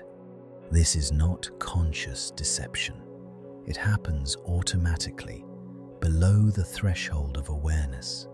The brain is protecting its sense of coherence, its belief in its own rationality. In the context of healing, this means that expensive treatments benefit from a cognitive tailwind. The patient has invested. They need the investment to be worthwhile. And this wanting shapes perception, which shapes physiology, which shapes outcome. The economics of healing are not separate from the biology of healing. They are intertwined at the deepest level. Let us explore one more dimension of this relationship: effort. The perceived effort involved in obtaining a treatment influences its effectiveness. Treatments that require sacrifice, that demand inconvenience, discomfort, or sustained commitment tend to produce stronger responses than treatments that are easy and effortless. This is the pilgrimage effect. The journey to the healing shrine, the fasting before the ceremony, the difficult postures of the meditation retreat. These are not mere obstacles to healing. They are part of the healing.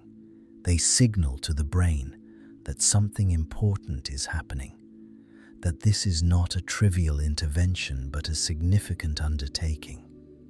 The brain reads effort as evidence of value, and value, translated through expectation, becomes efficacy. This principle operates even in modern medical contexts.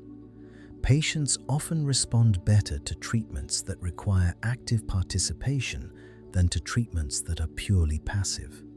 Injections that sting produce stronger placebo effects than painless injections. Physical therapy that demands exertion may produce benefits beyond the mechanical effects of the exercises themselves. The currency of effort spends in the marketplace of the mind, purchasing expectations that manifest as physiological change. We should consider what all of this means for the healthcare system. If expensive treatments work better than cheap ones, not because of their ingredients, but because of their price, then we face a troubling paradox. Making medicine more affordable might, in some cases, make it less effective. This is not an argument against affordable healthcare. The ethical imperative to ensure access to medicine remains paramount, but it is an observation that forces us to think more carefully about how we deliver care. Perhaps what matters is not the actual price paid, but the perceived value received. Perhaps there are ways to convey value through ritual, through relationship, through the manner of delivery that do not depend on financial burden. The research suggests that the placebo component of treatment is not fixed. It can be enhanced or diminished by contextual factors. Price and brand are two such factors, but they are not the only ones. Attention matters. The time a provider spends with a patient signals value. Rushed, impersonal care may undermine placebo responses even when the treatment itself is optimal. Environment matters. A clinic that feels healing, that communicates care through its design, its cleanliness, its atmosphere may enhance treatment outcomes beyond what the treatments alone would accomplish. Words matter. The confidence with which a treatment is described, the hope that is conveyed, the narrative that frames the intervention, all of these elements contribute to perceived value and thus to biological response.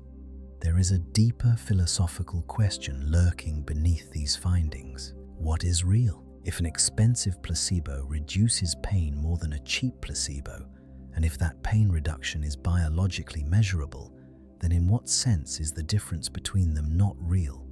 We tend to think of reality as existing independently of our perceptions.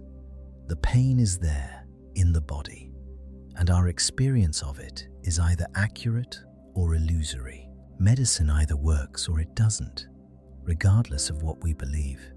But the placebo research challenges this neat division.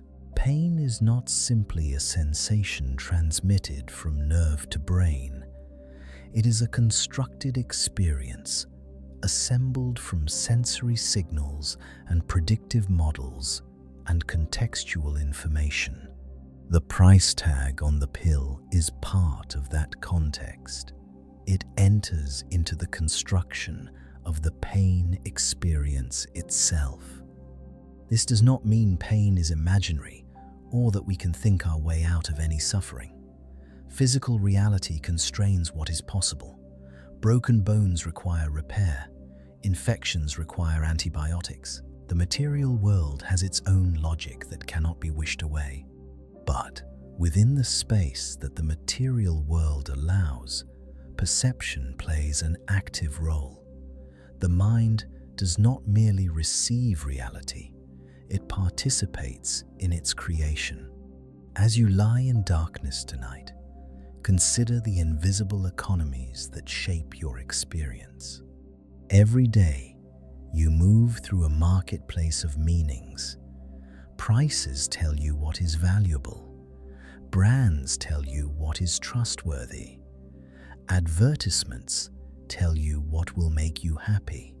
These signals enter your mind and shape your expectations, which shape your perceptions, which shape your biology. You are not passive in this process. You are an active participant, even when you are not aware of participating. Your brain is constantly computing value, constantly generating predictions, constantly preparing for what it believes will happen next. This is neither good nor bad. It is simply how human cognition works. The question is not whether we can escape the marketplace of the mind. We cannot, but whether we can become more aware of how it operates. Awareness does not eliminate the effect. Knowing that expensive placebos work better does not prevent them from working better. The conditioning runs deeper than conscious knowledge. But awareness can change our relationship to the effect. It can help us recognize that our experiences are constructed, that value is assigned rather than intrinsic, that the meanings we absorb from culture become the chemistry of our brains. There is something almost liberating in this recognition. If perception is shaped by meaning, then meaning can be reshaped. The stories we tell ourselves about what is valuable, what is worth believing in, what deserves our trust, these stories are not fixed. They can be revised. They can be chosen to some extent, rather than merely absorbed. This is not a call to positive thinking or to denying reality. It is an invitation to notice how reality is being constructed, moment by moment, in the collaboration between world and mind. The price tag on the pill is not objective truth. It is a symbol, a socially constructed marker of value that your brain has learned to interpret. The brand is not the medicine. It is a story that, once believed, triggers the biology of healing. You are surrounded by symbols. You always have been. The question is whether you will consume them unconsciously or engage with them as the powerful, perception-shaping forces they are. In the chapters ahead, we will turn from analysis to application. We will ask, given everything we have learned about placebo, the neural pathways, the conditioning, the genetics, the economics, can we use this knowledge ethically? Can we harness the power of belief without deception? We will discover that the answer is more surprising than you might expect. But for now, let the currency of these ideas settle into the bank of your awareness. You are wealthy beyond measure in the only currency that truly shapes your experience, the currency of belief. Spend it wisely. Sleep well. We have traveled far together through the smoke and chaos of a field hospital in Italy, where a young anesthesiologist discovered that salt water could sometimes do the work of morphine, through the molecular landscape of the brain, where endorphins and dopamine flow in response to nothing more than expectation, through the rituals of healing, the colors of pills, the confidence of providers, the silent theater of the operating room. We have descended into the genome itself, reading the ancient code that shapes our capacity for belief-mediated healing. We have explored the shadow side, where negative expectations manifest as suffering. We have examined the strange economics of perception, where price tags and brand names reach into the brainstem and alter the chemistry of experience. And now, at the end of this journey, we arrive at a question that has been present all along, waiting in the silence between the words. What does all of this mean? Not for medicine, not for research, but for you, for the understanding you carry of your own mind, your own body, your own capacity to participate in the process of healing. Tonight, we attempt a synthesis, a weaving together of the threads we have followed through these hours, and then gently, slowly, we will turn toward the horizon, toward the future that this knowledge makes possible, toward the healer within. Let us begin by naming what we have learned. The placebo effect is not weakness. It is not gullibility. It is not the failure of rational minds to distinguish real from fake. It is, instead, the expression of a biological system so sophisticated that we are only beginning to comprehend it. A system that evolved over millions of years to help organisms survive in an uncertain world. A system that translates expectation into chemistry, belief into biology, hope into healing. When Henry Beecher administered saline on that battlefield in 1944, he was not tricking his patients. He was activating a mechanism that had been refined across countless generations, a mechanism that allowed the brain to prepare the body for recovery when recovery seemed possible. The soldiers responded not because they were foolish, but because their brains were doing exactly what brains evolved to do, predicting the future based on available evidence and marshalling resources to meet that predicted future. This is the first truth. Placebo is not illusion. It is prediction made manifest. It is the brain's way of getting ahead of events, of preparing the body for what it believes is coming. The second truth is that this mechanism operates through specific, identifiable pathways. We have traced some of these pathways in detail. The prefrontal cortex, encoding expectations, the descending projections to the periaqueductal gray, modulating pain, the release of endogenous opioids, binding to receptors that evolution designed for precisely this purpose, the dopamine surges of anticipation, preparing the reward system for relief.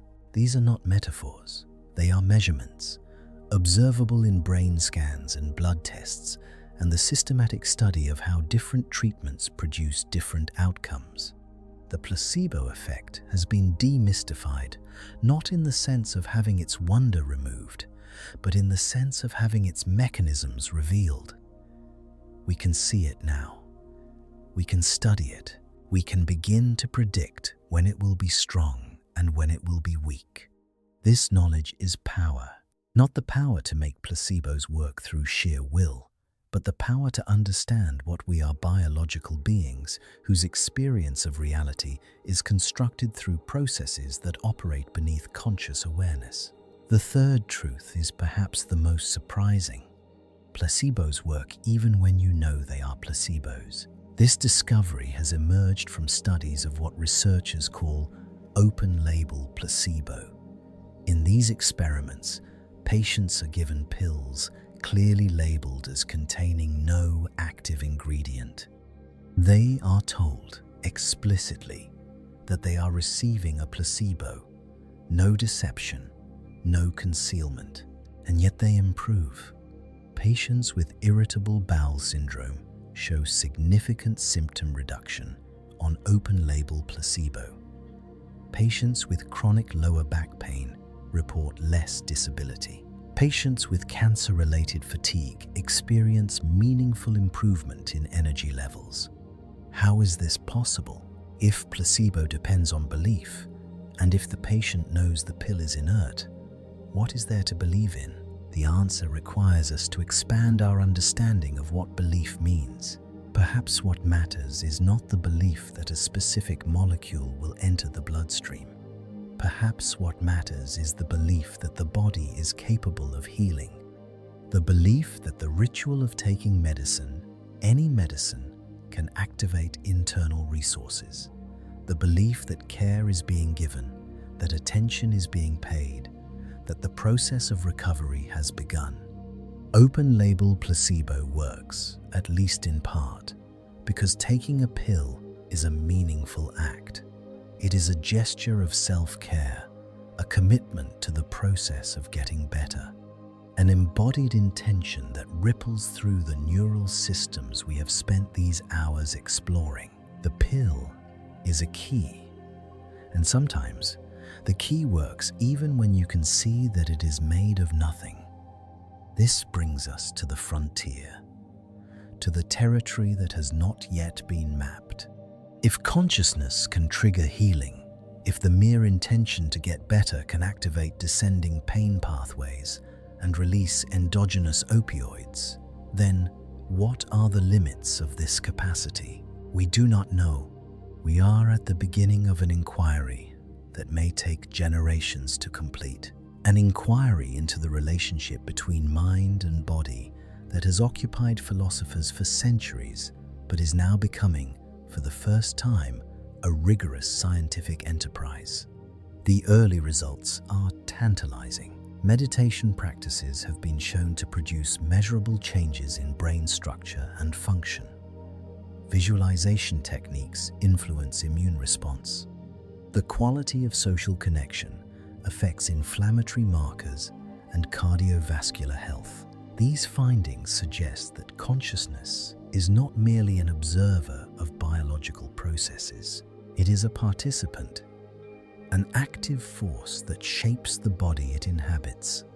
We have spent centuries developing external medicines, compounds synthesized in laboratories, delivered from outside the body to alter its internal chemistry. This project has been extraordinarily successful.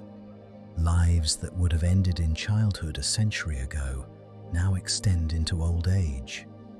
Diseases that were death sentences are now manageable conditions. But perhaps we are approaching a complementary project, a project of internal medicine in the deepest sense. The cultivation of the body's own healing capacities through practices that engage the mind. Imagine a future where the treatment of chronic conditions includes not only pharmaceutical intervention, but systematic training in the art of expectation, where patients learn, through structured practice, to activate the neural circuits that modulate pain, where the ritual elements of healing, the symbols, the relationships, the narratives of recovery are designed as carefully as the molecular structures of drugs, where the placebome is mapped for each individual and treatments are tailored to leverage their specific capacity for belief-mediated response. This is not fantasy. Elements of this future are already emerging. Integrative medicine programs are exploring how to enhance placebo responses without deception. Researchers are studying how to optimize the therapeutic relationship to maximize healing expectations. Clinical trials are beginning to treat the context of treatment as seriously as the content. The vision is not of a medicine that abandons chemistry for wishful thinking. It is of a medicine that recognizes the full complexity of what healing involves, that honors the external interventions we have developed, while simultaneously cultivating the internal resources we have always possessed. The pill and the mind, the scalpel and the expectation, the external pharmacy and the internal one, both are real, both are powerful, and the future may belong to those who learn to use them together. We are approaching the end now. The science has been spoken. The journey has been traced. The implications have been explored. What remains is something quieter, something that cannot be measured in laboratories or published in journals. What remains is you. Let the pace slow now. Let the words become softer, slower, more like breath than speech. As you lie in darkness, your body is doing what it has done every night of your life, repairing, restoring, returning to balance through processes so intricate they beggar description. Cells are dividing, proteins are folding, neurotransmitters are being recycled. The immune system is patrolling, identifying threats, maintaining the boundary between self and world. You do not direct these processes consciously. They happen in the silent depths of your biology, beneath the threshold of awareness, and yet they are not entirely separate from awareness. The quality of your sleep affects your immune function. The thoughts you carried into bed tonight shape the hormones circulating in your bloodstream. The expectations you hold about tomorrow are already influencing the neural patterns that will greet you when you wake. You are not a passenger in your body. You are a participant in an ongoing collaboration between consciousness and chemistry. Consider, for a moment, your prefrontal cortex, that region behind your forehead where expectations are encoded. Right now, as these words reach you, neural patterns are forming and dissolving. Predictions are being generated. The brain is doing what brains do, modeling the world, anticipating what comes next. You cannot see this activity. You cannot feel it directly, but you can know it is happening. You can know that somewhere in the folded tissue of your brain, the future is being constructed in the present tense. What are you expecting? Not just tonight, but in the days and weeks ahead. About your health, your capacity, your ability to meet whatever challenges arise. These expectations are not idle thoughts. They are instructions. They shape the descending signals that modulate your experience. They influence which neurotransmitters flow and which receptors open to receive them. You have more influence over this process than you may have believed. Not total control. The genome has its say. The environment has its say. The accumulated conditioning of a lifetime has its say. But within those constraints, there is space. Space for intention. Space for care. Space for the deliberate cultivation of expectations that serve your well-being. Feel, for a moment, the weight of your body against whatever surface supports you. Notice the points of contact, the pressure, the slight warmth where flesh meets fabric. This body has carried you through every moment of your existence. It has healed from countless injuries, fought off innumerable infections, maintained its impossible balance through decades of challenge and change. It knows how to heal. It has always known. The question is not whether your body has the capacity for recovery.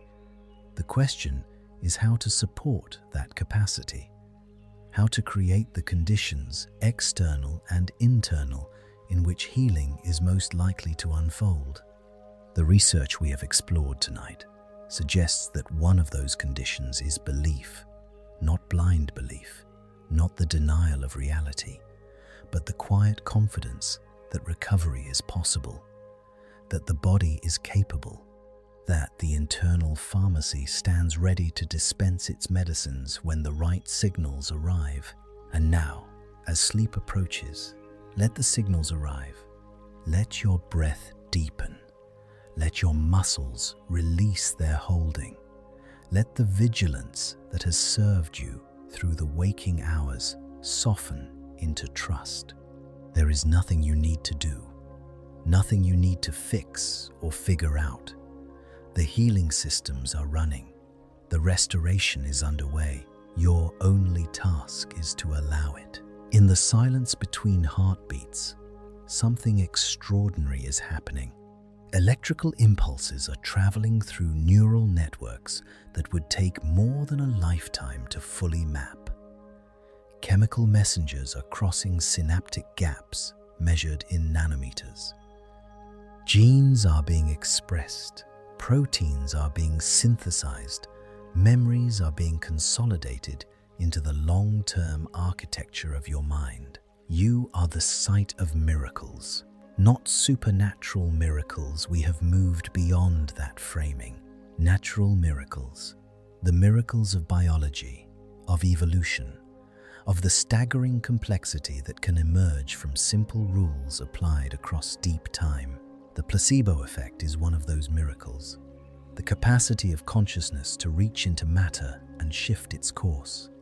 The way a thought, something without mass or volume, can trigger the release of molecules that ease suffering and restore function. We do not fully understand how this happens.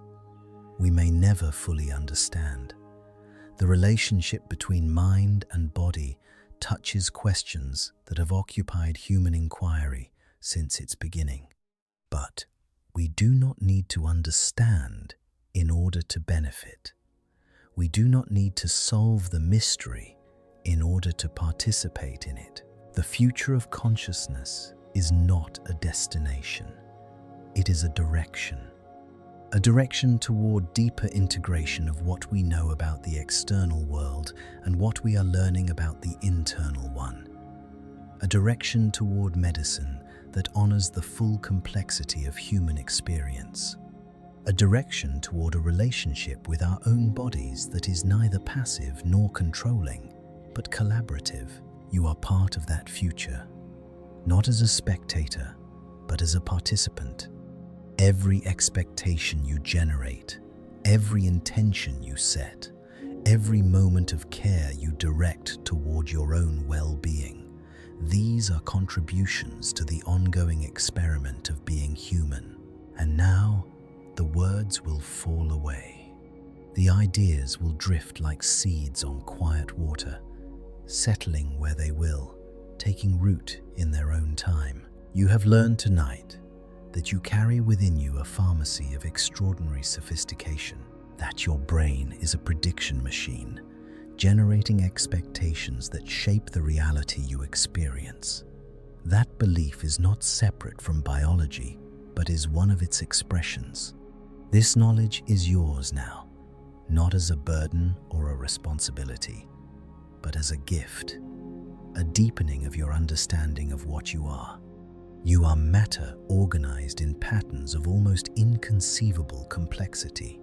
You are consciousness arising from the electrical storm of neural activity. You are the place where physics and experience meet, where the objective and subjective interpenetrate. And you are capable, far more capable than you may have known, of participating in your own healing. The night is deep now. Somewhere above you, stars are burning through nuclear fusion, their light traveling across distances that would take millions of years to cross. The same atoms that compose their fire compose your body. Carbon and oxygen and hydrogen and nitrogen. forged in stellar furnaces, now arranged in patterns that can wonder at their own existence. You are the universe grown conscious of itself, the cosmos contemplating its own nature through the instrument of a human mind. And in that mind right now, as sleep approaches, the ancient mechanisms of healing are awakening. The same mechanisms that sustained your ancestors on the African savanna, the same mechanisms that helped wounded soldiers recover in field hospitals, the same mechanisms that will continue generation after generation as long as conscious beings draw breath. Rest now in the quiet power of your own biology.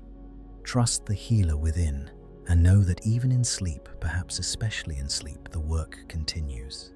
The restoration, the repair, the endless, patient labor of a body that has been keeping you alive since the moment of your first breath, and will continue until the moment of your last.